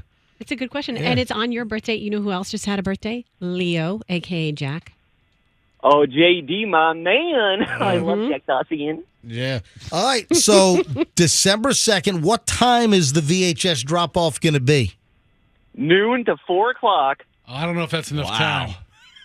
All right, so folks. That's a long one. Folks, if you have a double VHS copy of Titanic. It has to be double? Well, they came in doubles. Because the movie's so long. Oh, okay. Maybe mine is. Yeah. Then. So it's a double VHS set. And if you have VHS Titanic, we've got JD, the largest Titanic VHS collector in the world. You can drop it off on Saturday, December 2nd from noon to 4 at Retro Rat on East Bay in Largo. That's it. Thank you so much. Do you do anything my goodness. like dress as Jack Dawson? Like dress like you're on the Yeah, Titanic? if you want. I mean, I'm going to be dressed as Jack Dawson, my man, my king of the world. No. You ought to dress it like that boudoir style with what's her face lying on the couch with Kate Winslet? Yeah, Kate Winslet. Bring a naked girl with you. Yeah, that's what you need. You want to get some people there. Bring a naked lady with you. Exactly. Hey, are you gonna have a band? You gonna have maybe a band like that was playing on the deck? Brilliant. Oh, that's a great idea. I just might now. You ought to get a hold of some Largo area high school and see if the high school band can play 4 or 5 pieces. You don't need the whole band. Yeah, exactly. As the ship's going down, the band's still playing. You ought to have a little orchestra playing. And they have life vests on. Yeah. Oh yeah. Yeah. Call Titanic. Call the marching Packers from Largo High School. Maybe they can help. JD, hey, remind us closer to December 2nd. Call us on Friday, December 1st, okay? All right, you got it. All right, buddy. Mark your calendar, buddy. All right, thanks, buddy. All right, Titanic. You know, I gotta say, when he has something to say, he just says Titanic. All right, so if JD brings a naked lady, it might be the first naked lady those Retro Rat guys have seen in a while. And JD. And JD. Andrew, am I taking all these other lines? We got more calls? Hold on, let me go back to the phone. Go back to the phone screener here. This is from the pool company. Oh, hang on. Rick's in Wesley Chapel. Rick, you're on the MJ Morning Show. Hi, Rick. Hey, good. How you guys doing today? Doing well. Go ahead. Good. Hey, yeah, I contracted with Olympus Pools about 5 years ago to build my pool. And Shannon Binkin did a big story on him, and evidently the guy's in prison right now that own that company. Oh, yeah, they got in big trouble. Olympus, yeah. Oh, yeah. So I paid about half the price of my pool in cash, and I financed the other half. And one day the finance company called me up and said, hey, we're sending the final payment into Olympus Pools. I said, listen, don't sign up on that because my pool's not even close to done. Sure enough, they didn't send it, but I got 3 liens put on my home, one from the electrical contractor, one from the landscape, and the other one was equipment or something like that. So I actually talked the finance company into sending me the final payment, and I paid the subcontractors off myself. And turns out I still owe the pool company probably $5,000, but they're out of business and my pool's done. Good for you. Oh, wow. So you satisfied all the liens, and the liens were removed from your house. Yes, they were. Yeah, I had to end up paying them. Luckily, that the finance company would pay me and not them. You know what? I think that the Florida legislature ought to correct that. You know, for a homeowner to get backed into a corner when you satisfy and you pay the contractor, and then it turns out that they stiffed suppliers, and that those suppliers can then put a lien on your that needs to be corrected. That's unfair. Yeah, it would have been twice as worse if I'd have paid the pool company 100% cash for my pool, because I would have been out everything because they collect that money up front. Unbelievable. Hey, thanks for calling in, Rick. I appreciate it. I'm glad. And how's your pool? Is it nice and refreshing? It's great. Come on over. We got a nice little outdoor kitchen. We'll have a barbecue party and have some cocktails. Okay, we'll have a big MJ Morning Show pool party at Rick's lien-free pool. Over at Rick's lien-free pool. So, MJ, listen, you hire a contractor, and, you probably hired more contractors than I have in these years. How do you make sure that everybody gets paid to where you don't end up in this jam? Because obviously, if I hire somebody to do work, I have no idea how the other half is going. It's a very good question. It is. Legally, I can't answer the question. All I know is that I think that they need to correct that here in Florida because it's a mess. That you could be just trapped, and you could be, shanghaied or something. You could be like totally, blindsided by that. It's unfair. You could be Wuki Wooed.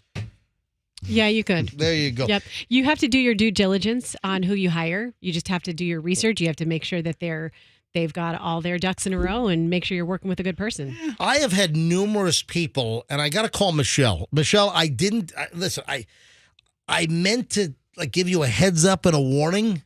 So hopefully Michelle will pick up. So Michelle, if you're listening or watching MJTV right now, I have had half a dozen people as we approach Thanksgiving ask for that crazy mashed potatoes recipe where you use like 19 pounds of butter. Remember that we talked about it on the show.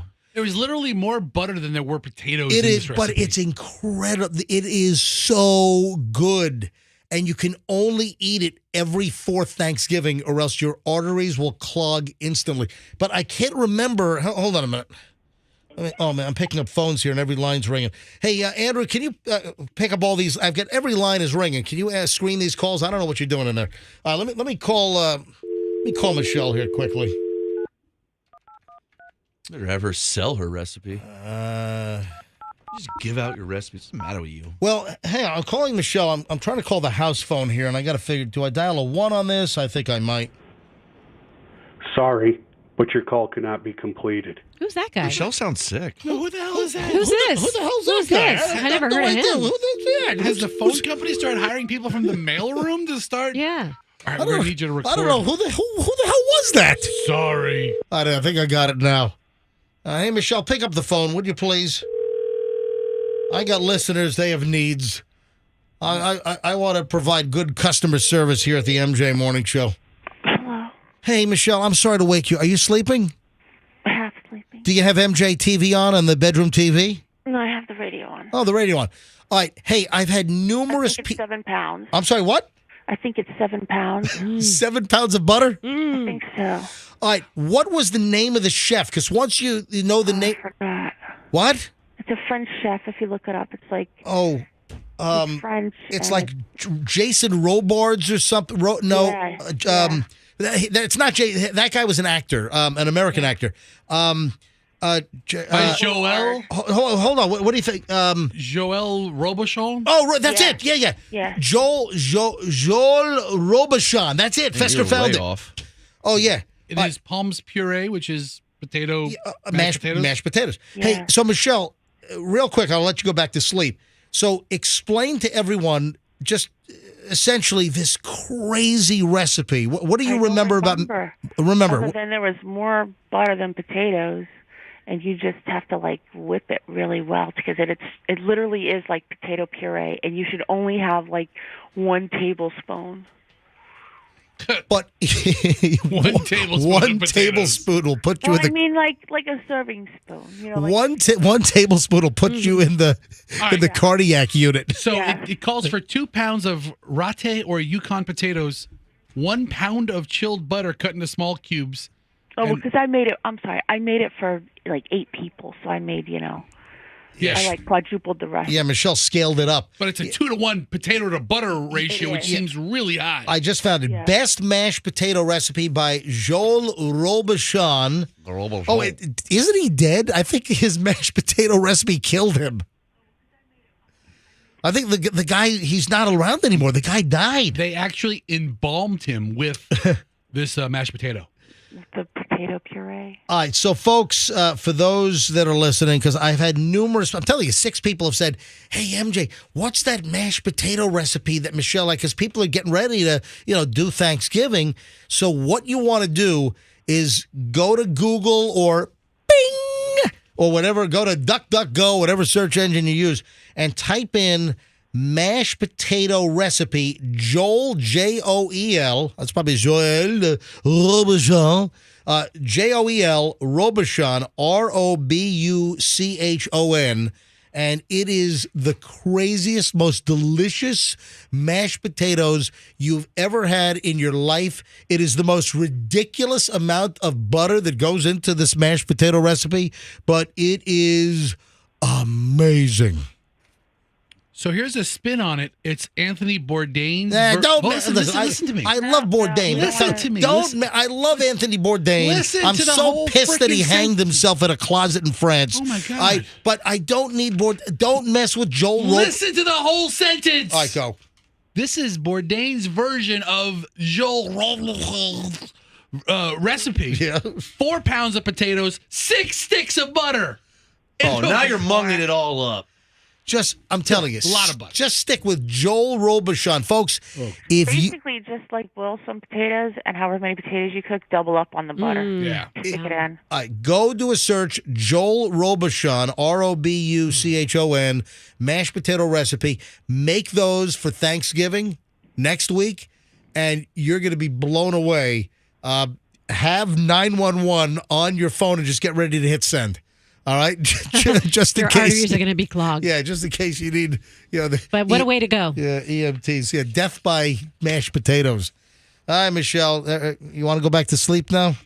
I'm listening. All right, love you. Love you too. All right. Hey, more calls? Man, phones are. Is it about potatoes? I don't know. What? Let me see what this call's I on. can talk potatoes all day. I'm sure you can. Hey, I want to talk sovereign citizens in a minute because I saw this crazy sovereign citizen video. And then Froggy, I sent it to Froggy. He's like, yep, already saw that today. Dude, I follow so many sovereign citizen pages. They're up every day. Alan's in Tampa. Oh, nice. Alan. Oh, Alan is the guy that gave Michelle and Julian the tickets to the Eagles last spring. Didn't you take this guy to dinner? Yeah, I took him to dinner at Eulalie. Hey, we had a great dinner at Eulalie. It was fantastic. Weird. Are you there, Alan? Yep, I'm here. Hey, buddy. So you're calling in about the whole lien issue? Yeah, there is a legal avenue that most people don't know. First of all, you need to have it permitted. Then you file a notice of commencement. That requires all the subcontractors and suppliers to file a notice to the owners saying that they provided work and materials on the project, and then the owner can follow up with them to make sure they've been paid. Yeah, so when I built my house, we had all kinds of letters of commencement, all that stuff. And, I had somebody that did a really shoddy job. I really ought to mention the company, but I had someone that did a shoddy job on, it was air conditioning. And we had to have a bunch of the ducting redone because it was just a really bad job. And I withheld payment, and then they tried to put a lien on my house because I didn't pay them because I had to redo their work. And it turned out they filed incorrectly, so I said, bye-bye, and their lien went away. So, they did shoddy work, so I didn't want to pay them. I had to have it redone. So, hey, Alan, thanks, buddy. Yep, you got it. All right, talk to you soon. All right, so Froggy. Oh, let me do the earbuds first, and then we'll talk about the whole sovereign citizen thing. And man, this is some scary, spooky stuff. There are some weirdo, freako decos out there, folks, and we'll get to that here in a second. The earbud issue, and I've actually had a couple of people mention this. The last one here is an email from Brad, and Brad writes, MJ, could you guys talk about front counter restaurant workers or any workers maybe who walk around and or wait on you with earbuds in? It drives me nuts and makes me feel like they don't care for me or my business, like I'm only worth half their attention. Cooks, cleaning people. I get it if you're behind the scenes, but the front counter folks or staff or wait staff, it really bothers me. I'm much more likely to frequent places where this is not happening. Had a waiter with one of these earbuds in their ears while they're waiting on me, and you just feel like they're not paying attention to you. Anyway, haven't heard you discuss this. Thought it would be an interesting call-in segment or maybe a Reddit Am I the Bleep Hole segment. So I've had two emails like this. Well, I had a direct message, and then Brad sent me an email on this. And, yeah, I think it's rude. I don't think that if you've got front of the house staff or you've got customer service staff, I don't think they should have earbuds in. And I've seen this. I've seen it. Yeah. Why not? Put one in. So MJ, Professor, why do you look aggravated? Because this guy sounds like he's 100 years old. I want nobody to wear the earbuds if you're talking to me. You know what? I have to tell you, I got the best service last night at a restaurant. This woman, we'd been in one time before. She's like, I recognize you from the last time you were in. She already knew what we wanted to drink. She was like, okay, I know you like this, wine or whatever. But what was the earbud situation? Listen, she would not have been able to do that had she been listening to something else in her ear. When your attention is focused, you're able to remember people's faces and what they like. That requires a different level of attention than having an earbud in. Probably she had a butt in though. She did. So that was her whole hiney was vibrating. Super happy during the whole experience. These earbuds, not everybody's listening to music in them. In fact, it's an accessory to your cell phone to make that hands-free. I think people put earbuds in just in the getting dressed process. It doesn't matter. You should, let's say your earbuds are in your ear for your cell phone Bluetooth connection. You should not be working in a restaurant or in a customer forward-facing position when you're talking or dealing with customers with earbuds in. I'm sorry. You know what? Let's grab phones on this. I think Karen, bro. Who? Brad? You and hold on. What do you? Yes. And I guess I'm in that group too because I like it I like earbudless. You know what? We ought to change Roxanne's name to Karen. Just change it right now. MJ, Fester, Froggy, and Karen. Listen, and Karen. After that, let me give out the phone. Let me give out the phone number. And by the way, a lot of people don't get my Walmart video. We'll address that as well. We'll wrap it all up here. 800-990-1047. Let's go to phones. Have you had an issue where people were serving you, waiting on you, whatever, and they've got earbuds in? And, hey, double points if you're talking to them and they say, what? All right. So, all right, let's go to phones. 800-990-1047.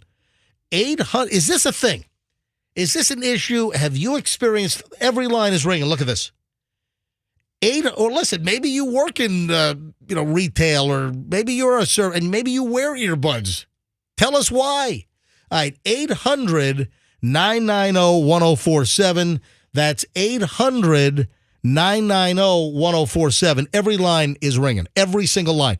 And don't forget, we will give away the next dash cam coming up in just a bit.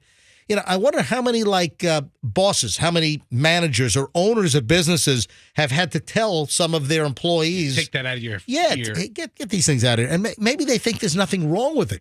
Because I'm guessing, Generation Z, some of the millennials, it's almost like it's probably like a body part these days, you know? And it might be like, oh, I have to do this because I have to listen to this kind of music because it makes me have less anxiety when I interact with people. Let's go to phones. 800-990-1047, 800-990-1047. Luigi in Reddington. Luigi, you're on the MJ Morning Show. Hi. Hey, MJ. How you doing, bud? I know a Luigi. I know a Luigi that welcomed me at the Villa Galace last Friday night at Indian Rocks. Is this the same Luigi?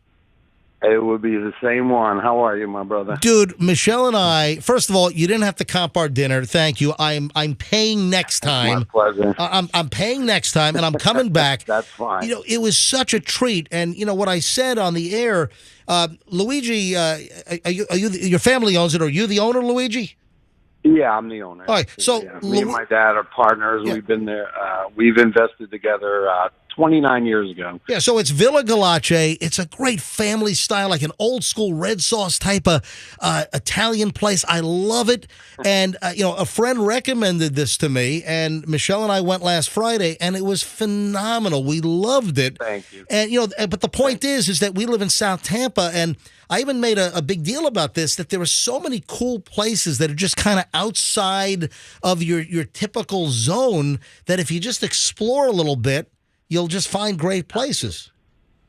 Absolutely, 100%. I agree. I don't make it to Tampa that often, but there are some gems in Tampa that are definitely worth the ride. Absolutely, sure, 100%. So, Luigi, what do you think about the ear things, the earbuds? Okay.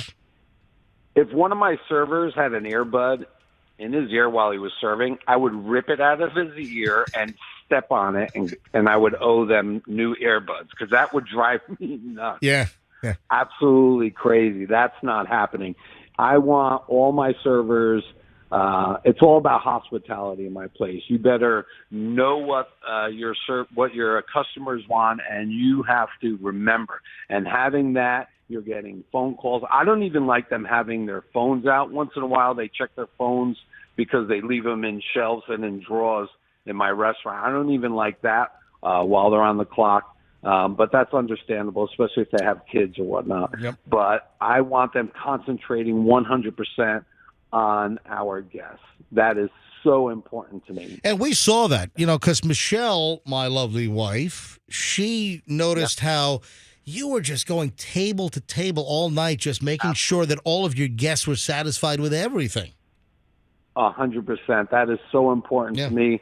I want all my guests leaving there with a huge smile on their face and just happy for the experience. And I want them to come back. That's what I'm all about. That's what I've been all about for past 29 years. And again, can't thank you enough for your kind words over these past couple of days. And we definitely look forward to seeing you again, MJ. Thanks, Luigi. Appreciate it. All right, my brother. Take care of yourself. All right, my brother. Villa Galace. Can't wait. At Indian Rocks, and it's just a really cool, old-school Italian restaurant. Really enjoyed it. Allison saw the pictures of it, and she's like, we got to go there. The place looks awesome. Yeah, it was fantastic. Mallory's in Clearwater. Mallory, you're on the MJ Morning Show. Hi. Hi, how are you? We are well. Thanks for calling in. What's the story? Thanks. I agree with Luigi. I used to work 12 years in hospitality, and I had one particular employee that I could not get her to get that stupid little earbud out of her ear. I'm like, you're presenting yourself on the front line. Like, are you paying attention to, what the customers need, or are you paying attention to what's in your ear? And not only that, what's the fear of it falling out in the middle of you talking with somebody also, too? And, falling in their lap or something like that. So I agree. They don't need to be out and about when you're out in front of the people that you're taking care of. Yeah, it just sends a message that you're not important. I'm not listening to you. I'm listening to something else. Go piss off, Now I'm just picturing a server's earbud Exactly. falling in my French onion soup. Mallory, thanks for the call. Mike is calling in from Nashville in Tennessee. Tennessee. Mike, welcome from Nashville. Go ahead. Hey, I've been in food service for 30 years, 20 as a chef and 10 in food sales now. That is so unprofessional, especially, as a customer when you go sit down and you see a server with either their phone or their earbuds, and I would immediately call, to ask that server, can I please speak to Flappy? I want to speak to Flappy. I'm a long-time listener, bro. Thank you. Back in the days when I lived in Florida, and I still am. Mike, Flappy doesn't work here. My invoice number is 4. Okay, all right, Mike. All right, listen. Big fan, huh? Thanks, Mike. Big fan. Okay, we believe you. Have a great day. Yvonne is in Tampa. Hello, Yvonne. You're on the MJ Morning Show. Yeah, I agree with you guys about the Airbuds. And it's not only on the restaurant, it's in everywhere. Yep. It's in cashiers on Walmart and McDonald's. Oh, I hate that when I go with my kids there. Because you're thinking that they answer to you and they, no, I'm sorry, no, it's not. And then with the fingernail, those long fingernails they have. Easy now, easy now. I hate it. All right, so wait a minute. All right, They might play guitar. Hang on. So you hate the earbuds and you hate the ridiculous long fingernails as well? That's correct, because they start pressing and stuff in there, and they don't even listen to you what you're gonna order. So I hate it. That's my story. Vod, thank you for the call. Love it. Good story. Anonymous from Lakeland. That's her story. Let's see why Line 5's in the witness phone call relocation program from Lakeland. Hi, Anonymous. You're on. Go ahead. Hey, good afternoon. Good morning. Yeah. Listen, I've got a massage therapist that does this.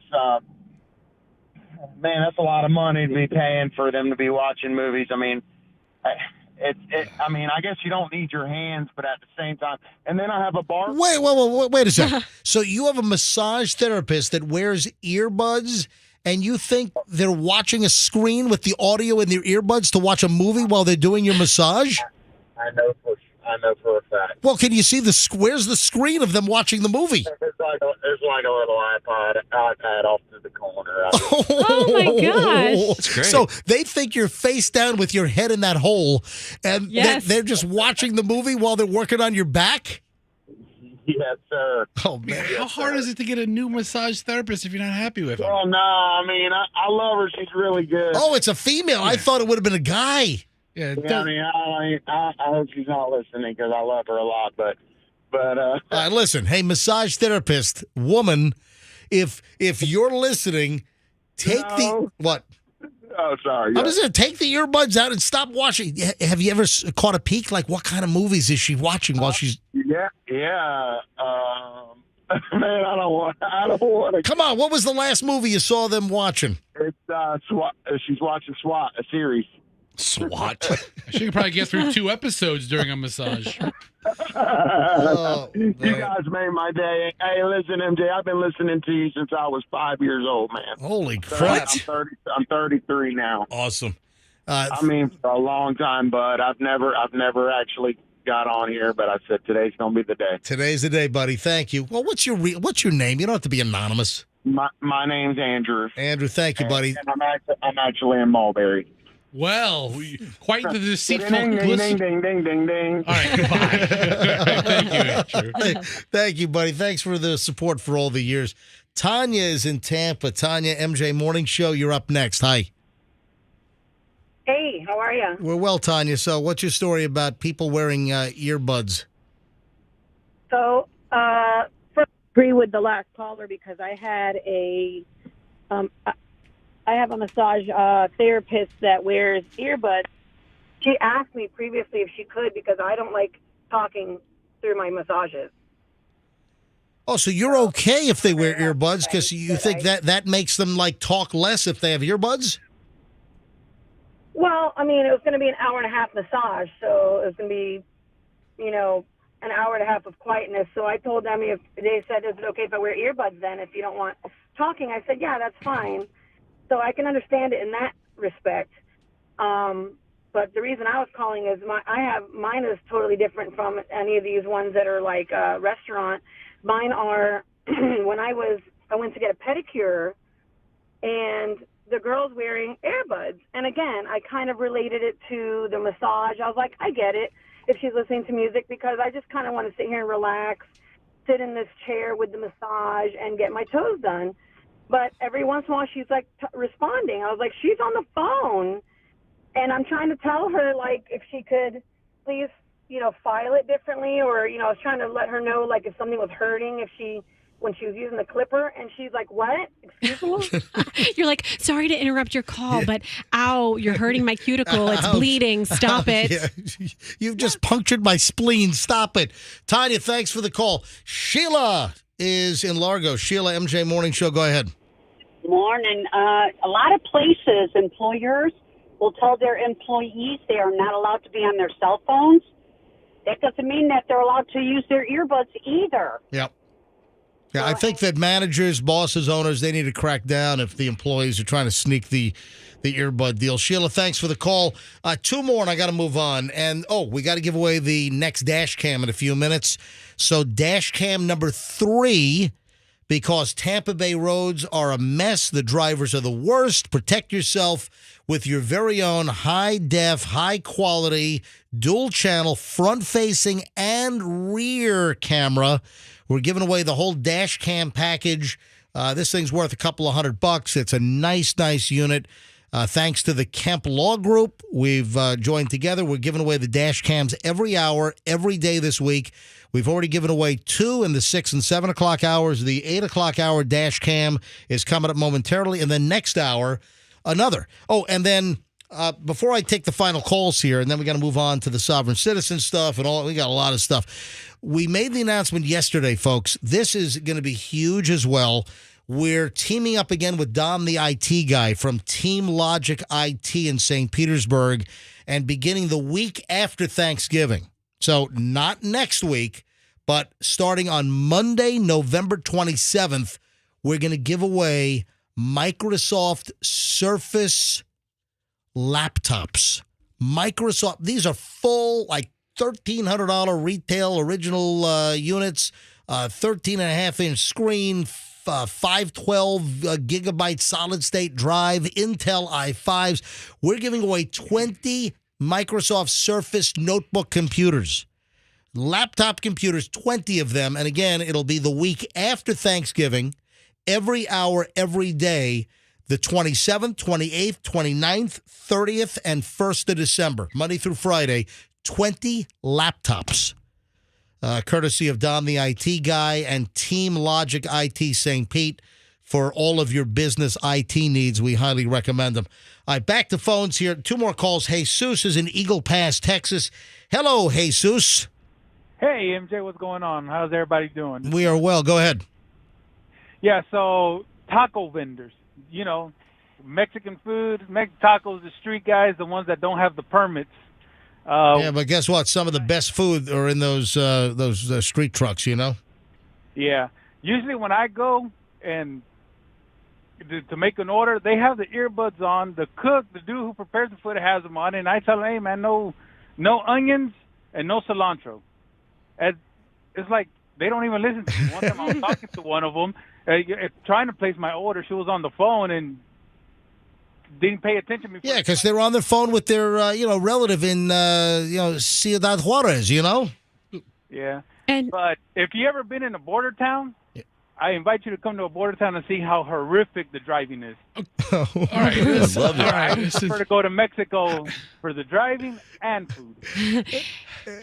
All right, thanks, Jesus. Has this whole segment turned into one big bitch fest? Yeah, it has. Jesus. Wait, Jesus, I got a question for you. It's, if you hate onions and you hate cilantro, you really hate that stuff. Like, people who hate cilantro join internet clubs about their disdain for it. So if they screw that up on your taco, they may as well just spit on it. Yeah. It's ruined, right? I hate cilantro. I tell people I am allergic to onions, and if I have at least contamination of onions, I can swell up and die. That's what I tell them. Yeah, did I tell you maybe you shouldn't eat here, sir? Hey, Sus, thanks for the call, buddy. Thank you. All right, last one. Johnny in Largo. Johnny, you're on the MJ Morning Show. Hi. Hi, good morning, guys. Hey. I wanted to just compare. I agree the headphones or the earbuds in the ear is a little distracting, but what instead? Hold on, Johnny, your cell phone is busting up. I'm on the bridge. Okay, now all right, hold on. Now it's better. Go ahead. Okay. Compare it to the hearing aids or the headphones where you're doing drive-through.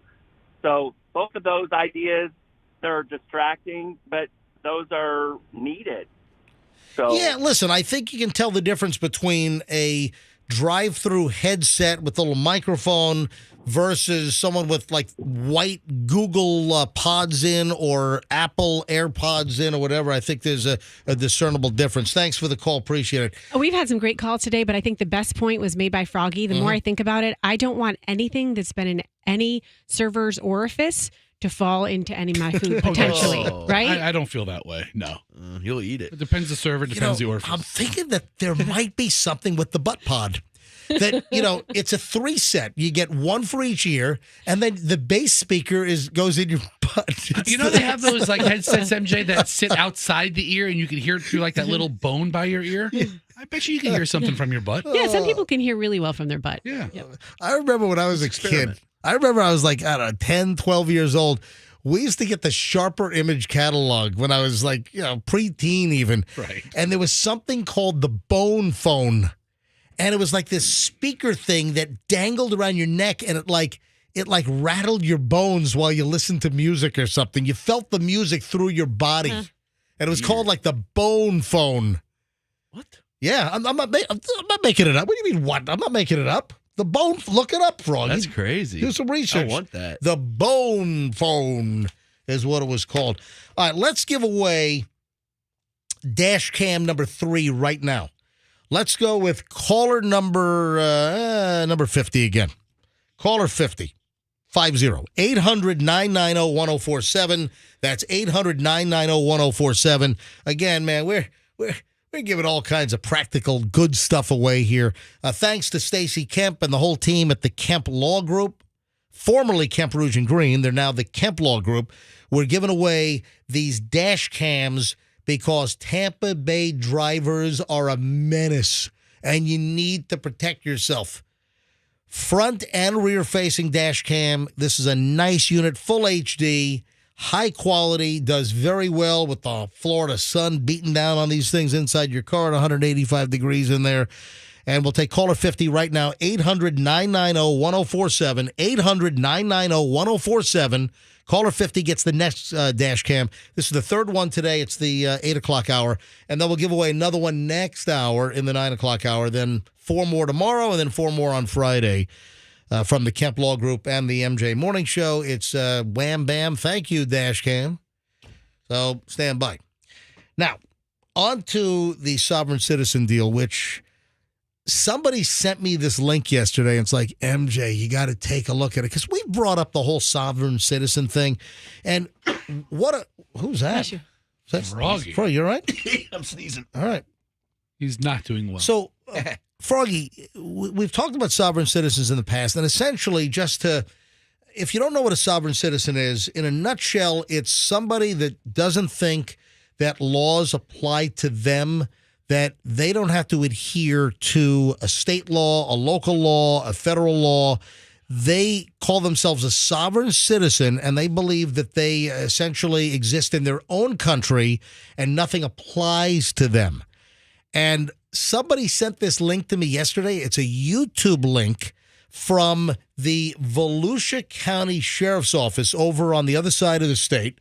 So Volusia... what are some of the big counties in Volusia? Is it like St. Augustine, right? No, Volusia's further south. Or is that St. John? Bring up Volusia County, all right? Bring up cities in Volusia County. So it's like the St. Augustine area. Daytona. New Smyrna. Daytona's in Volusia. Yeah, all right, DeLand. All right, so it's south of St. Augustine. Yes. Where? Well south. Or I-4, the last part of I-4 before you hit 95 is Volusia County. All right, so I've seen St. Augustine, Butler Beach, Palm Coast, Flagler Beach. All right, so just south of there. Yes. And the sheriff's office released this 9-minute video of an encounter with a guy that's pulled over. He's got no Florida license plate on his car. In fact, he's got no other out-of-state license plate. He's got this homemade license plate with all kinds of nutty stuff on it. Yeah. And then the encounter with the Volusia County Sheriff's Office, captured by their body cams, is crazy. All right, hang on. I'm going to play that in a second. Let me just give away the dash cam quickly so we've got some nice open runway here. Let's go with caller 50 is line 2. Hi, good morning, MJ Morning Show. Who's this? This is Todd from Tampa. Hey, Todd in Tampa. You win. You're caller 50. You got the next dash cam. All right, man. I've been needing one of these for a long time. Yeah, so you see the crazy drivers on the road? Yeah, I drive from Wesley Chapel down 75 to I-4, the crosstown to the base every day. And it's mayhem. It's insanity and mayhem, isn't it? Oh, they cut in and out, cut in front of you. It's crazy. Well, Todd in Tampa, you just won the next dash cam. It's all yours, pal. All right. Appreciate it. Thank you very much. It's worth a couple of $100. It's a high-quality front and rear dual channel, and it is yours. I'm going to put you on hold, and Andrew's going to tell you how to pick it up right here at the radio station whenever you want, okay? All right. Thank you, sir. Thank you. All right, Chief. All right, Andrew, he's on line 2. And, folks, we have another one to give away next hour, every day this week. So another dash cam next hour, 9 o'clock hour here on the MJ Morning Show on Q105. And, sovereign citizens rely on dash cams. So Yeah, they do. It's a good segue. Hopefully we have a couple of sovereign citizens win. That'd be awesome. All right, so Andrew pulled a whole bunch of audio. And to really appreciate this, we got just a couple of quick clips. So the guy doesn't have a license plate that's remotely valid. He's got this license plate with like an upside-down American flag. Yeah. And I knew immediately what that meant. So, but for all you didn't know that. I didn't know that. Yeah. So when a flag is upside down, what is it, Fester? It's supposed to mean that they're under siege? No. Or they're distressed or something? Distress. So distressed? Okay, An upside-down American flag is a sign of distress. It's like a distress signal. I thought like a fort would put their flag upside down if they were under attack. Right, it's a sign of distress. Okay, Yeah. that's why I got under siege from. So they pull this guy over because he's not displaying remotely a valid tag on his vehicle.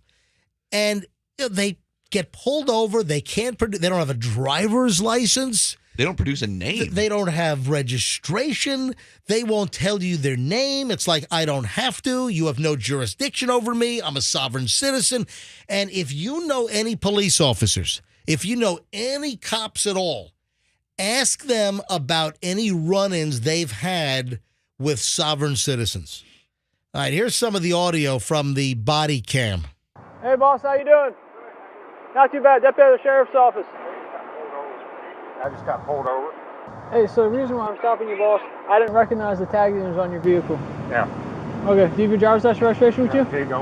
I got the paperwork right here. Where's the paperwork at, Michelle?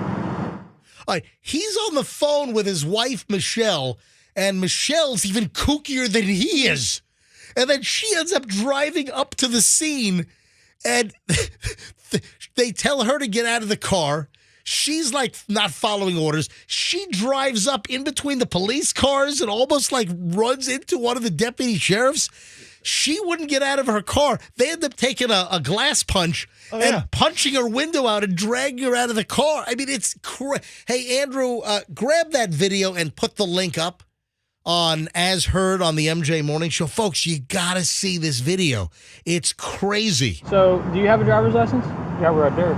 Okay, what's your name, boss? I don't see your name on here. Can you point it to me? Yeah. Okay, that's not how this works. Where's your name at? So I'm just giving him the paperwork. And then you can hear the love. That's the wife on the cell phone. And she's like a serious citizen. He's just handing the cop like this stack of papers, like his official declaration documents that he's his own country. It's like I'm not gonna need you. I'm gonna need you to read through this before you do anything next with me. And it's like a book like that big. He is identifying as a national of the neutral. So she's on the phone trying to talk to sir. He's identifying as a national citizen or what, and she's just rambling on. It doesn't matter who he identifies as. He's operating a motor vehicle in the state of Florida, ma'am. He's traveling, sir. He's not driving. Ma'am, so this is what's going on. The tag on his vehicle does not appear like it's proper back to any state. So it appears the vehicle is unregistered. Then on top of that, I come up here, I'm asking for his identification documents, and he's handing me a stack of the papers instead of a driver's license. So I'm concerned he might be driving without a driver's license, and his vehicle might be unregistered. On the phone right now because he signed a heart treaty, and you are in violation of it right now. All right, so she says he signed some kind of a treaty, and you, officer, are in violation of this treaty that he signed. Yeah. I mean, this is like homemade crapo paperwork. I'll take my chances with that. Oh my God! And then they finally pull the guy out of the car. Destry, hop on out.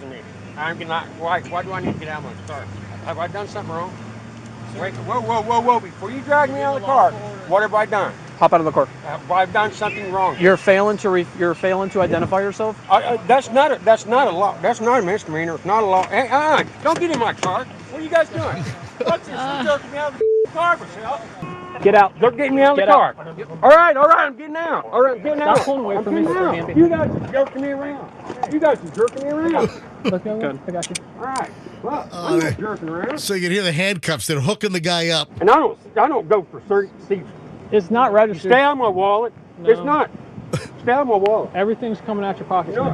Hey, Stay on switch my sides, wallet. Murph. I don't accept. You might not accept it, but it doesn't mean it's not happening. You guys are legally searching me for no reason at all. None. Yeah, how's this sovereign citizen working out for you about now? So great. Then the crazy wife, Michelle, drives up and almost like barrels into one of the deputies. She comes up to the scene, and they're like telling her, please get out of the car. Get out of the car. She wouldn't get out of the car. Then they use one of those little window punchers. Window punchers. Yeah, glass punchers. Wow. And they punch her window out. Because I have a phone number for him. Unlock this door now. No, I'm not going to unlock. You. Get out. We breaking it? Open the door. No. Yes, sir. Hey. Now get out. Get out. There you go. Get out. Out of the car. It always ends like this. All the videos end like It's not that. going to end well. It's so stressful to listen to this because it just reminds me of sovereign citizens are the ultimate gaslighters Yeah. and ultimate defiant toddlers, like combined. They're And it's- looking for, that's why the plate's there, because they want to get pulled over Yeah. and they want video and they want to challenge it. They love it. They get excited with They it. want to got the shove video. the whole sovereign citizen thing in your face. They want to test you. They want to test the system. You're right. They want the confrontation, and they want to, cause a spectacle. As Yeah, much as you they have want. to- famous ones out there that have 10 videos of them being arrested 10 different times. Like the cops know their name. It's ridiculous. All right, do you think, are there any sovereign citizens listening right now that'll call in? Oh my God, yes. All right. Of course. Are there any, I'm going to take this segment a little longer, but quickly, are there any sovereign citizens where you've signed some little treaty that you printed up at the library, all right, or you made up on your word processor? All right, are there any sovereign citizens listening right now? 800-990-1047. 800-990-1047. Hey, tell me how your last traffic stop went. How'd that go? Yeah, how'd that all right. Any sovereign citizens, or if you know some kook that's a sovereign citizen or claims that, they're their own municipality, their own country, their own entity, let us know. 800-990-1047. Yes, Andrew. I have a question for Froggy. With all the videos that you've seen on this, have you ever heard of any of them being punished? I mean, do they get arrested? I I'm don't sure. know. I've seen a lot of them get arrested. Lots of them. Yeah, I don't know about what happens in the court. I don't know about that, but they get arrested for disrupting, whatever. I don't know the rules or laws, but Froggy's a sovereign citizen, Andrew. He doesn't have to answer to you. I've seen some of them go, I'm the president of some fake world, like some fake nation. He's like, I'm the president of what? Wakanda. Yeah. Yeah, it's like you have to play by their imaginary rules, and they're acting like you're an idiot. Yeah, you're an idiot because you don't understand that they're like some, special recognized country, somewhere. A lot of the license plates say private on it. I've seen a sovereign citizen private, and it says private really big. All right, hang on. Gary's in Tampa. Hi, Gary. You're on the MJ Morning Show. Hey, good morning, MJ. Hey, this is Gary. I've been, Gary the safe guy. Gary the attorney. Gary Dupuy. Right, or the safe guy. Thanks, Pastor. Yeah, that's all you are, Gary. Fired by a sovereign citizen right before trial, went horribly wrong for him. But the better part is in court. The better part, the videos are great, but the better part's in Oh, so the sovereign citizens in court, they try to get... you could get court cams of them, They try to give the judge the business, right? It's great. They know more than me. They know more than the judge. They know more than the prosecutor. They challenge jurisdiction. They don't think there's any jurisdiction. The judge explained to him, "Sir, you did travel that day. You traveled you drove your car, then you traveled in handcuffs in the back of the police car to the jail. Right. So you did both that day. That part's correct. But it went horribly wrong for the guy over a very simple citation issue. that would have been resolved with maybe some light probation. Did they end up going to jail? Yeah, and thank God he had already fired me because I still have that great winning streak. Oh, great! Yeah. I don't count that one, but it was hysterical to watch. I love watching them in court. Oh, and man. the judge knows it's going to be a fiasco, so they typically put them towards the very end of the docket. So they spend about 3 extra hours in court for no good reason. Oh, unbelievable. And the humor of everybody around. Gary, thanks for buzzing in. Good to hear from you, man.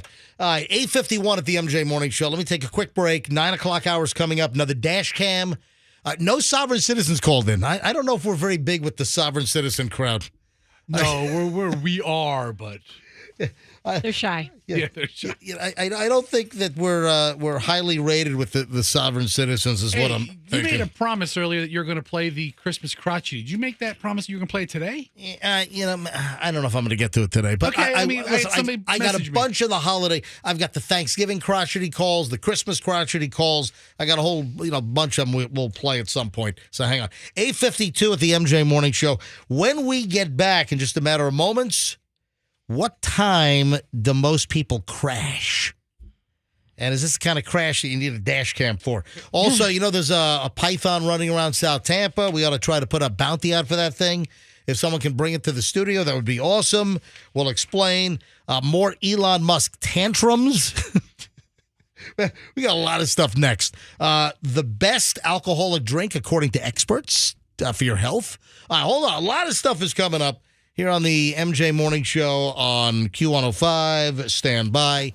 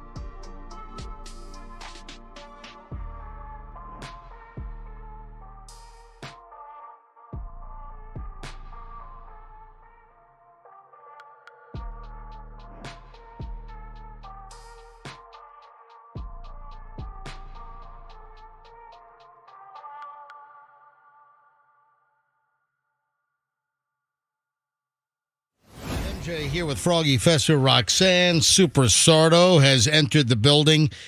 Hey, also, if you're a big food fan, when it comes to this particular crave item for many individuals, it's back. As Froggy shoving his face with a Sardo slice. What a breakfast. What food item is back? McRib. It is. Oh, wow. That was my first guess. Yep, McRib is back, yeah. Returning to Florida McDonald's this week. Yeah, the McRib, is it back now? Or is it like later this week? All it says is the McRib returns to McDonald's locations in Florida this week. Wow. Brevard, Charlotte, Citrus, DeSoto, Flagler, Hardee, Hernando, Highlands, Hillsborough, Lake Manatee, Marion, Orange, Osceola, Pasco, Pinellas, Polk, Sarasota, Seminole, Sumter, and Volusia. Oh, Volusia, where the sovereign citizens can go get a McRib. That's what they can do. Yeah, so McRib is back. Hey, so Super Sardo from Sardo's Pizza on Ulmerton and Largo just popped in with some pies. I just shoved my face during the break. If you're watching MJ TV, you probably saw me. I forget the camera's here, so I probably look like a total freaking slob. Just shoving this thing in my pizza hole. You and I have both been called out for being slobs. Yeah. On here. Hey, so Sardo walks in and says, "Oh man, they were after me. But I can't talk. I can't talk about it on the air, See? dude. I'm talking about it on the air. Yes, we got to talk about it on the air. Sardo, we have this ridiculous rule. Sardo, we got to. Sardo, we got to talk. He can't. He told me he can't. We have to talk about it on the air. No, I have two questions for you first. What? All right, first one is get right on that microphone. All right, first one is how's that $300 thermometer? Well, it was only 108. Dude, I'm telling you. Is it still working? Oh, it's fantastic. All right. I love it. And the thing about the earbuds. The other question I want to ask you. You got to get right on the that other mic. question I want to ask you was when you're in a restaurant and somebody hits the speaker button and they're talking on the phone, and are you okay with that or not? Is it free? You're allowed to do it. If somebody's in my restaurant, they put speakerphone on, and they're talking out loud in the middle of the restaurant. Am I allowed to say something? Yes, yeah, absolutely. Because they should not disturb other customers. Don't want to hear their freaking phone call. Yeah, but they say to me that they're eating, it's their lunchtime. They should have a right to do whatever. Well, then they want. take your pizza, take it home, and talk on your phone at home. So I can say something. Yeah, I think so. So I can say MJ said you can go. Yeah. Well, I can blame you for that, not me. Hold on, Sardo. If someone's in your restaurant and they have the phone on speaker and they're talking loud and the conversation's blaring out from the other end for all customers to hear every day. All right. So all you have to do is say, don't be rude. I mean, I know that. How can I not be rude? I'm an Italian from New York. What do you want me to do? I realize that. Know any other way. I don't know it. First of all, you try. How do you approach it? You try it nicely. Hey, if you don't mind, can you take the phone now off I got to speaker? sound like Mickey Mouse. Yeah, right, no, I'm not saying Mickey Mouse. I'm just saying from a customer service standpoint, you just say, hey. You're disturbing other people. Would you mind just taking your phone off speaker? Let's have a private conversation, and then how do you handle when they go off on me, which they're going to do? Yeah, then you pick them up by the shirt and you throw them out in the parking lot. What you do? I'm being serious. I swear to God. Put a little sign on each table. Oh. No speakerphone. All right, okay, I have a serious question, though, about this. Is there a volume that's okay? Because what's the difference That's what I'm asking if they're you. talking low enough on the speakerphone, if it's not too It's loud? the What in same the as world's if the it was difference? on the phone. Good Well, point. no, it's also the same as two people sitting at a table having a conversation. Wow. So how do you answer her? Because people talk loudly on the phone. Okay, that's what I'm getting People at. talk much louder when they're on the phone, if they're loud phone talkers, than they would if someone's sitting right in front of them. And for whatever reason, people think they have to yell into their phones. Those little microphones are ultra sensitive. so true. You can sit on a phone and just have a conversation like this and but talk isn't there as certain low. places where you should just be respectful to other people? Yeah. You go to church, the plane, the this, the that. Yeah, I mean, just exactly. take it outside if you got to have a 100%. I agree. All right, so you're not going to distract me. Back to the I'm sovereign. trying, no. Back to Please, man. No, you got to talk about this. No, because they tried to burn my store down. You just said it. So Sardo rolls in with the pizzas. I'm not doing this. Sardo walks in with the pizzas and he hears us. We're talking about that sovereign I'm worried citizen for you. video. Listen, hey, I'm just playing a video from Volusia County Sheriff's Office about this crazy traffic stop running. I have my own freaking videos. I don't want to see it. Right. So Sardo rolls in and said, during the commercial break, he's bringing the pizzas in. Man, I can't believe you're freaking talking about this. They tried to burn my freaking place down. So when did sovereign citizens try to burn your restaurant down? Listen, I swear to God, I'm going to be able to come here every week and advertise my store and anything else I want because I'm going to go out of business now that this is happening. You're not going out of business. About 3 years ago, 4 years ago, Yeah. there was a couple of sheriffs, outside having problems with these guys. They were running back and forth to the sheriff's station with big, I'm talking about movie cameras. Yeah, because the big Pinellas County Sheriff's Office building is right across the street from you. So they were trying to, they were trying to bait them. And they were trying to bait them. They were trying to, and look, I'm across the street. Some of these guys are just personal friends of mine. Yeah. They're not in everything in life. There's good and bad in everybody. Anyway, long story short, I came outside because it started getting crazy, and I said, hey, guys, can you please, what's going on here? The whole parking lot's blocked. So the sheriff says to me, do you want me to, trespass them or, get them out? I said, just, please, I just want everybody to be okay. Go ahead, just go. They put me on video camera, and of course... Yeah, they're looking for confrontation. I took the bait. Yeah. I'm the biggest chooch in the world. Whenever somebody's close to me, I bite. Yeah. And they put it on YouTube. And for 2 years, I went through every day 10, 12 bad reviews, threatening my family, calling the Board of Health, calling this, calling that. But the worst thing is, and I can't name the guys, I had a couple of private guys from across the street said to me, we caught somebody from Boston who's going to burn my place down. Oh, my God.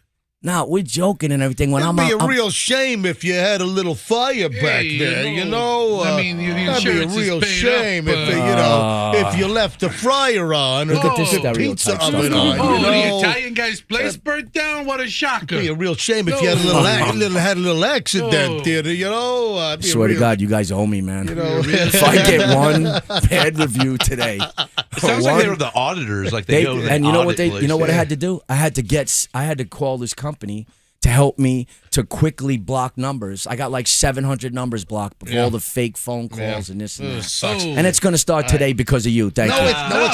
No, it's not. All right, for the record, Sardo loves sovereign citizens. I do. He loves them. I love them. He doesn't want them to burn his place down. Please today don't. It's the Sovereign Citizen Slice Special. You Stop. Buy one slice and get a second slice free. Oh my God, I swear to God. Yeah. Please stop. All right, 9:12 at the MJ Morning Show. I'm running a little late here, and we'll talk to Sardo in a minute. He's got a charity thing that's coming up every year. He does a lot of good work. Yeah, he does. All right, so Sovereign Citizens, listen, he helps kids out, all right? All right, so 9:12 at the MJ Morning Show. The 9:10 must-hear story, a couple of minutes late. What drivers of what car brands do you think are most likely to cause a crash? This is interesting. BMW X5s. Only because that's what you drive. Well, that's what you have. BMW is it on the list? Is on the list. I was only good job, Fester. I was only picking MJ's car to bust his jobs. No, not the specific car. Oh. But I've got 3 manufacturers, 3 different car brands where a study says that drivers of these car makes are more likely to cause a crash. One is BMW. Would you like to guess the other 2 brands? Now, one is not, I think, out of line. I think one is another natural guess. The third one is kind of left field. What is it like? Obviously, it's Tesla, right? No. Self-driving? Nope. Ford? Nope. Is it like a Kia? Come on. All right. So if BMW is one, the Mercedes would be the other one? That's another good guess. But what else is in that German genre? Porsche. Yes. Oh, Porsche. Yeah. All right. So BMW, Porsche. The next one is really kind of out in left field. Well, so far, my 2 favorite cars. Well, like Peugeot. And it's not Citroën. Okay, I'm trying to think. The Mini. I'm trying to think. What's an outlier car? Volkswagen Fox. They're pretty awesome. I want one. I don't know what. It's a Dodge Stratus? No. I drive a Dodge Stratus. All right. So Subaru. Oh, I would never guess I that. mean, BMW, Porsche, and then Subaru. I think Subaru's like the odd duck out of. Oh. Hey, listen, Subaru's got a very loyal clientele. Yeah. I saw Dana. Remember Dana, the old engineer? Yeah. And Dana's a black guy. Right. And Dana said to me, yeah, just me, because I met him to pick up a piece of old gear that they were holding for me.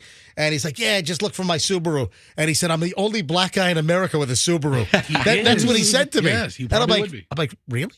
Hold it. Is that a fact? Well, that's what he said to me. So Dana's, 63, 64-year-old black dude. And he's like, he said to me, MJ, I'm the only black man in America with a Subaru. He said I walked into the Subaru dealer to buy a car and they thought I was in the wrong place. I'm like, is that true that black purchasers don't buy? I'm sure he was just trying to make a joke, right? I never thought of it like that. I don't know. I know that Subaru has a very loyal clientele. I don't know another black person who has a Subaru. Not that means anything. Anyway, now so you got the sovereign citizens. Now you got a bunch of other. I would like to make. You guys are on the roll, man. I mean, this whole segment's going downhill. No, listen, it is a fun observation. I didn't know this, so now I'm gonna have to look at every Subaru on the road and see. Listen, I know that there is a certain demographic that does like Subaru. Yeah, you do. I know. What is wrong with you today, Nothing. man? You want your place to burn down? Yes, actually, I would love yes. for this place to get If this place was torched and it burned to the ground and we'd have to rebuild new studios, might be the best thing ever. Oh God, stop, man. As long as everybody's okay. Yeah, you wouldn't think of Subaru because don't they have like that all-wheel drive and they tout themselves as super safe vehicles? And, I'm sure they are. I think Billie Jean King drives a Subaru. It's all I'm saying. Sure. All right. Yes. So, yes. Now another certain people. Oh, my God. That was the same one we were offending last time. No, listen, I like, I've never owned a Subaru, but I like, Subarus are good, reliable Japanese cars. Ted drove a Subaru, didn't he? Oh, Ted, our old program director. Who has the same haircut as Billie Jean King. Who was a lesbian female. Oh my God. Yes, absolutely. Ted's a great guy. Absolutely. You guys are all trying to get fired. No, we're not trying to. You know what? Not me. We are. For real? We are. Hey, by the way, since you had to use the word, I hope Sardo doesn't renege about Brutus being Oh, here. yeah, what happened? So he started this in Boca Raton. Yeah, because Froggy, remember I mentioned that Super Sardo was going to come in and he was going to bring Brutus Beefcake, famous wrestler. And apparently he started some kind of new wrestling federation over on the East Coast. Yes. Oh, really? And some security guard wanted to be... announcer. Oh, I'm sorry. He's one of their announcers. One of the announcers wanted to be a wrestler, and he got into the ring, and now he's in a coma. Yeah. Dude, no. That is the epitome of stay in your lane. Everybody thinks it's, whatever. Wait a minute, who says it's fake? Yeah, exactly. The guy's in a coma? It's he. All right, there's a lot of fake crap, anyway, but obviously something went wrong with the fake crap. He's him and his wife, they're such nice people, Brutus and Missy. They said they would like to call, or you call them and they'd like to say hello. Okay. We love to talk that'd be great. Well, so we'll do it in the next segment so we can get them on the phone and everything. Oh, okay. All right, couple of things here before we got this segment. I got the final segment. I got one more dash cam to give away, so we'll do that. We got to find this python. Ooh, there is a ball python that has been spotted in South Tampa. How big is this thing? 27 feet. Shut up. Really?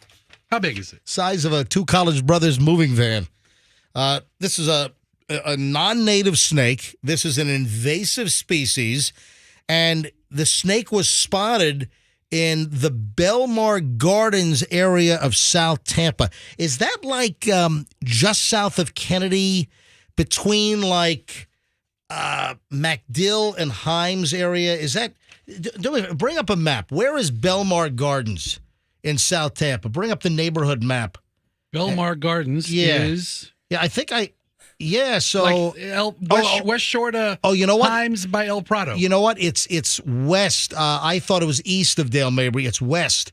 So, man, this is sort of in my hood. Not too far. This is not far from where I live. It's eating kids. Hasn't swallowed any people. It's like the north of Euclid. Yeah. El Prado's like the halfway line. So Belmar is Euclid, in between West Shore and Manhattan. From Euclid up to like El Prado, is right? A little bit north of that, like to Beta Bay. St. Louis. Okay, up near there. All right. Wow. So tell us why it's on the loose. Well, obviously somebody's pet. Somebody let it go. It got too big. Yeah.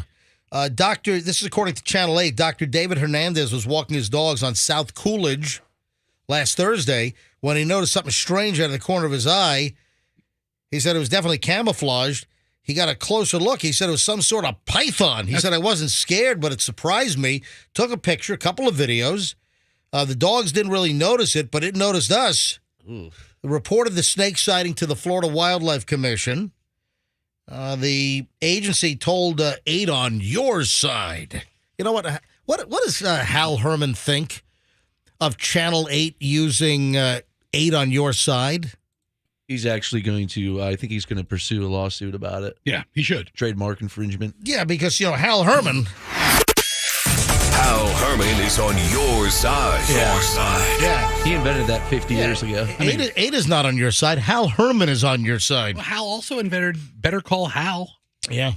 So, sorry, Shannon. Yeah.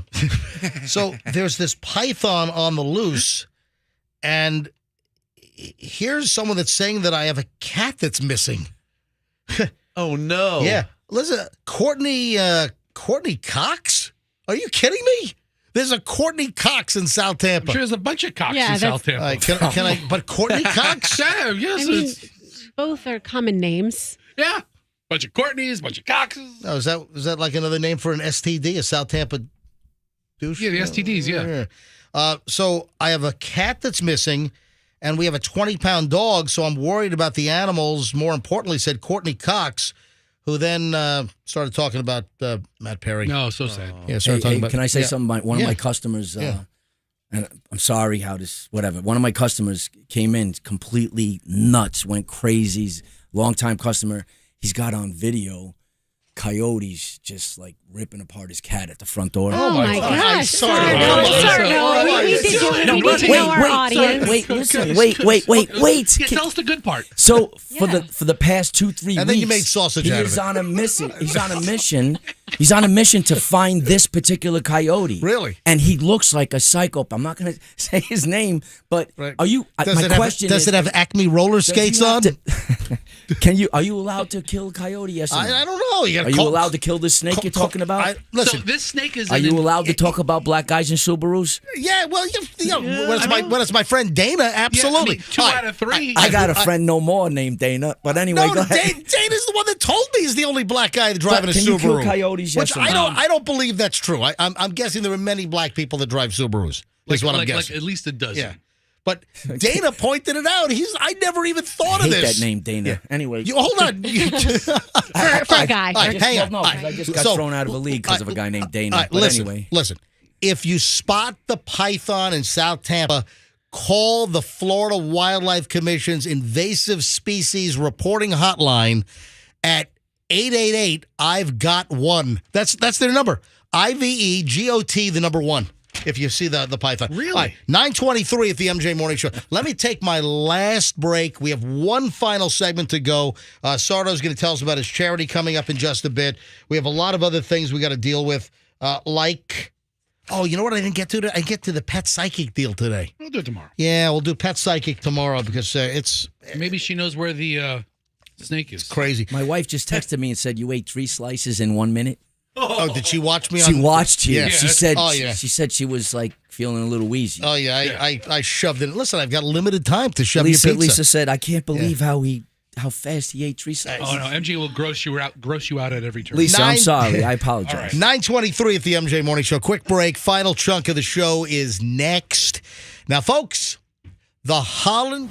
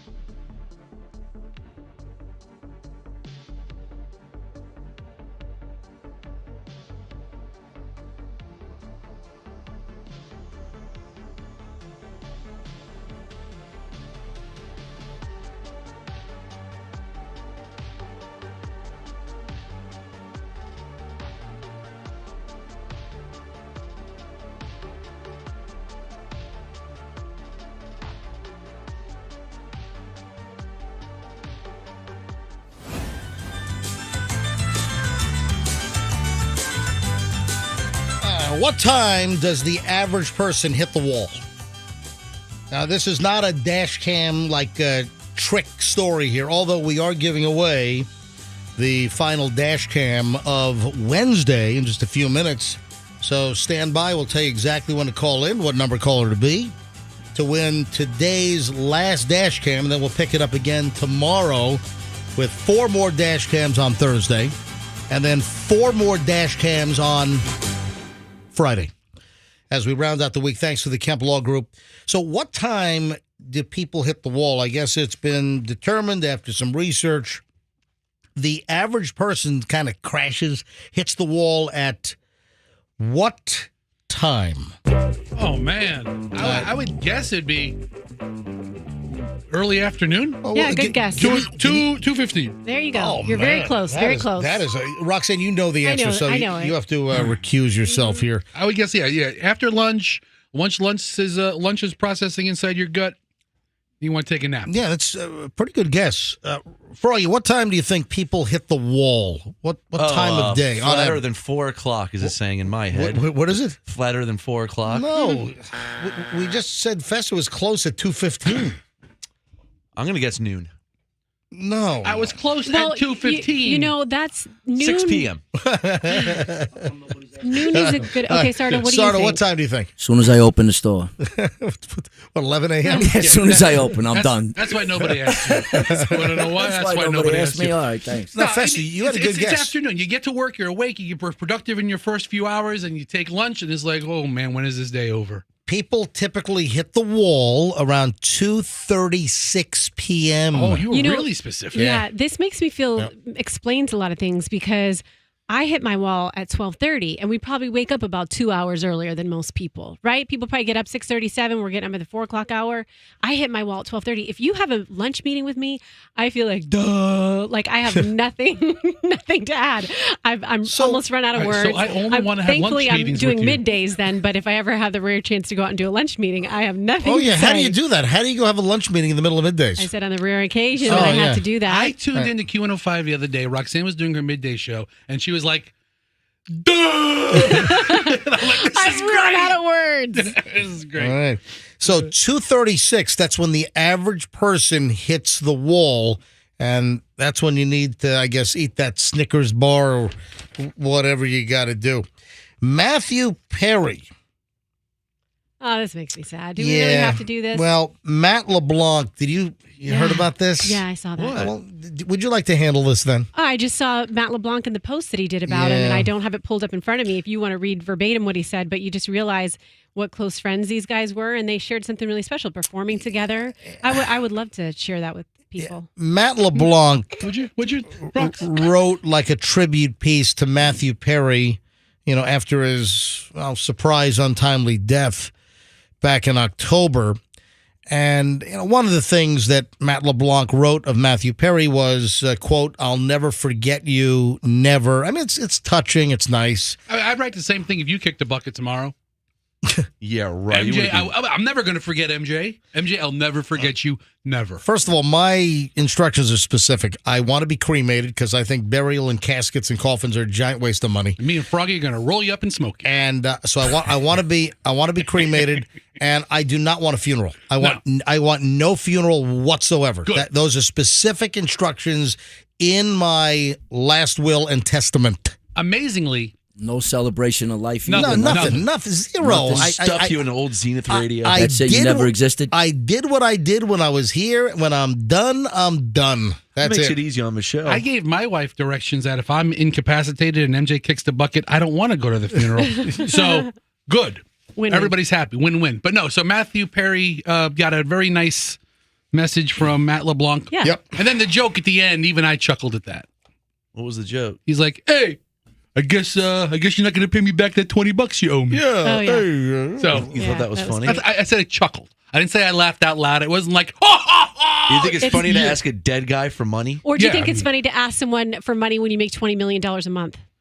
No, a year. A year. Year. Oh, well. So the Friends stars apparently make about $20 million a year in the residuals for the reruns of Friends. So that's only like almost $2 million a month, okay? Oh. Okay. Not even that much. Yeah, how do you get by on that? I'm telling you. Hey, speaking of television, I saw this on TMZ. I'm like, is this real? Look, it is real. I mean, TMZ had the report. The Simpsons, The Simpsons. Yeah, we know. Do you know what The Simpsons has agreed to stop doing? Oh, yeah, I've heard this. What? Making fun of Indian people? Well, no, they did that a while ago. Okay. No. Sorry. They did away with Apu, who was the convenience store owner. Yeah. I thought it was a tribute. I didn't, Anyway, so Apu, they wrote him out a long time ago. But do you know what else The Simpsons has agreed? And Froggy, you think you know what it is? Definitely. What is it? That Homer can't choke Bart anymore. Yeah. What? Yeah. So the deal where Homer grabs Bart by the neck and chokes him till his eyes bulge out, and his eyes are already bulging out. Yeah. But his tongue is like, So they've agreed. I guess child abuse organizations have been all over The Simpsons to stop it because it could be a learned behavior. Yes, a yellow-tinted cartoon guy named Homer. Yeah, they're yellow creatures. What are they? With one squiggly hair on top of his head going, oh, donuts. That's going to teach parents to choke their kid? Come on. What about that episode where he kicked the crap out of Marge, huh? Where's the domestic violence? And Marge's sisters had to come and defend her and beat the crap out of Homer? Maybe we should take out, the The Three Stooges, all the crazy stuff they used to do to each other because it could encourage people to bash each other. And listen, I have zero. Well, yeah, I mean, do you like the Three Stooges? Because women generally don't like Three Stooges. No, but I can just picture some of their antics, or even like silly cartoons when they take the big dumbbell and they beat someone over the head. Take that out. Or why is it that women don't like him? My wife don't like him either. Why is that? My wife, Michelle, What's the hates. problem? I don't know. Michelle hates the Three Stooges. Why? I have every episode on DVD. Me too. I love the Three Stooges. We might have breaking news. What's that? Shemp's dead. Hold on. What? What? Andrew comes in here, Yeah. pulls up TMZ, and pulls up a headline. Wait a sec. Looks like Hold it's on. from a day ago. Hold on. TMZ is now recanting the story? What? Wait a minute. Andrew, speak for yourself. Hold on a sec. I have a story from Yesterday I was on TMZ, wasn't it? 2 days ago. TMZ. The Simpsons applauded by Prevent Child Abuse America for stopping strangling. The Simpsons' decision to stop Homer from strangling his son Bart may have divided some show fans, but there's at least one child abuse prevention organization that's thrilled. Dr. Melissa Merrick, CEO and president of Prevent Child Abuse America, tells TMZ the animated comedy's decision to reset its internal practices after 35 years on air. All right, stop. What? Bart Simpson has not escaped cartoon discipline by choking at the hands of his father, despite Homer Simpson's words to the contrary. So wait a minute. The story's being reversed? Looks like he's still going to choke the crap out of Bart. Oh, what the hell? Listen, Homer's giving erroneous information. let me tell you right now, I have zero tolerance for any child abuse whatsoever. If I see someone abusing a child, I will step in. That's number one. How about yellow creature abuse? But listen, a cartoon character with a exaggerated cartoon strangulation of another cartoon character, I don't think that is a teaching situation that's going to rub off on people that are going to abuse kids. Anyway, so now it's the choking is going to continue. So now the story's reversed. What the hell? It seemed that Homer had turned a new leaf, but one of the co-creators told People magazine that nothing is going to change. Yeah. Homer will continue to be an abusive father. So where did the original story come from? And now it's been reversed. Anyway, hey, let's give away the final dash cam here. Let's go again with caller 50. Caller 50, caller 50, 800-990-1047, 800-990-1047. We'll give away the final dash cam right now from the Kemp Law Group and the MJ Morning Show. Caller 50 right now. Good luck. We'll take it live on the air. So, Sardo, you've got this charity that you've had for a number of years. Explain what it is. And again, hey, holiday season's upon us, and it's time for the Super Sardo charity. Yes. Thank you. So, listen, 9/11/2001. My sister Stella Sardo, Stella Faico, she barely gets out of the Twin Towers. She's running down the Brooklyn Bridge. Yep. Story. It's just.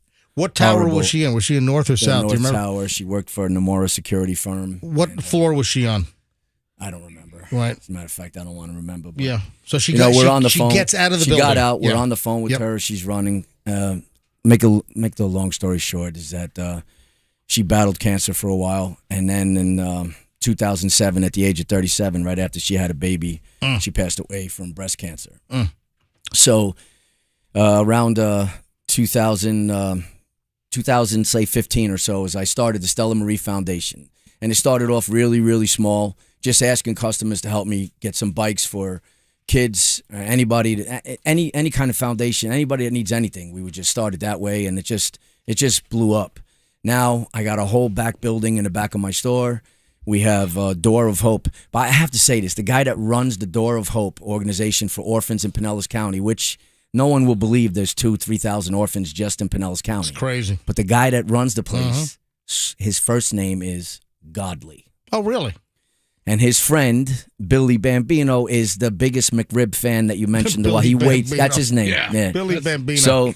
Anyway, so what I do is how do people donate to the? Just come to the store. Yeah. It just bring us, anything, diapers, clothes, bikes. It's usually it's bikes. I mean, everybody likes bikes. It's a big thing. I always have it on my website. This year I'm trying to take care of almost 200 kids. Wow. So and every year we always meet the mark and then some. And so this Saturday, I challenge every chooch out there to come and see if they have a good throwing arm. I rented a dunk tank. Nice. Give me whatever you want Right. to try to throw, try to get me dunked underwater. But no sensitive people. You understand? Because I'm going to come back at you since I have no way. I have no way of, I asked my wife, Lisa, I says, well, if they miss, what do I get to do to them? And she says, nothing. It's for charity. All right. No, so you heckle them back. So this Saturday from 11 to 2 at Sardo's Pizza on Olmerton, across from the sheriff's station, right across from the big where the solvent citizens hang out, right across from the big Pinellas Sheriff's Office building. And some of those bikes, you can get a kid's bike at Walmart or Target, and bring it by, and you're gonna make a kid happy. It goes to. I'm gonna have snow cone machines, cotton candy, and every penny that I make that day, every penny goes to the Stella Marie Foundation. Every penny. Awesome. Right, 100%. I would be there, but we're up in New Hampshire Saturday. No worries, I appreciate moving it. Chloe out of her dorm because she graduates in 2.5 weeks. Sardo, great to have you on, buddy. Hey, thank you again for everything. Thank all of you for everything, and hope you enjoy the pie. And it was amazing. I say hello to my whole family. Thank you. Thank you guys. Sardo. Ciao. Hi, good morning, MJ Morning Show. Who is on line number 4? Hello, who is this? Hey, this is Jeff from Lakeland. Hey, Jeff in Lakeland, and you're calling the MJ Morning Show for what particular reason? For that lovely dash cam. Yes, sir. Because you witness bad drivers all the time, and you'd like to capture them on a dash cam for your protection. Am I correct? Every single day. Yep. You got it. You win. You are caller 50. You got the latest dash cam. You got the final dash cam of today. Number 4 is yours. Man, thank you very much, man. Hey, Jeff, it's our pleasure. Thanks for listening. I'm going to put you on hold. And thanks to the Kemp Law Group, obviously, for providing the high-quality dash cams. Andrew's going to get all your information and come pick that thing up at your leisure. So we've got 8 more to give away. 4 tomorrow and then 4 on Friday. So dash cams out the waz. It's wham bam. Thank you, dash cam, from the Kemp Law Group and the MJ Morning Show. And we'll give away 4 more tomorrow, 4 more Friday. Hey, we'll see you bright and early tomorrow, 6 a.m., MJ Morning Show on Q105. Man, I left just so much stuff on the table. I didn't get to the Elon Musk tantrum. I didn't get to the whole pet psychic deal. Someone's making $4 million a year talking to pets as a psychic. I don't get it. Unbelievable. Hey, I didn't get to the Paul Pelosi story. You know the guy that cracked Paul Pelosi, Nancy Pelosi's husband, over the head with a hammer? Yeah, hammer time. So this is in court right now. He's on, criminal trial right now. And this David the Pop guy, he originally planned to wear an inflatable unicorn costume when he broke into Nancy Pelosi's house. The guy was going to wear a unicorn costume. What the? I mean, this gets more bizarre by the minute. He's just stabbing with his horn. Oh my! I have no idea. Folks, have a great day. We'll see you back here tomorrow on the MJ Morning Show on Q105, and let's be careful out there.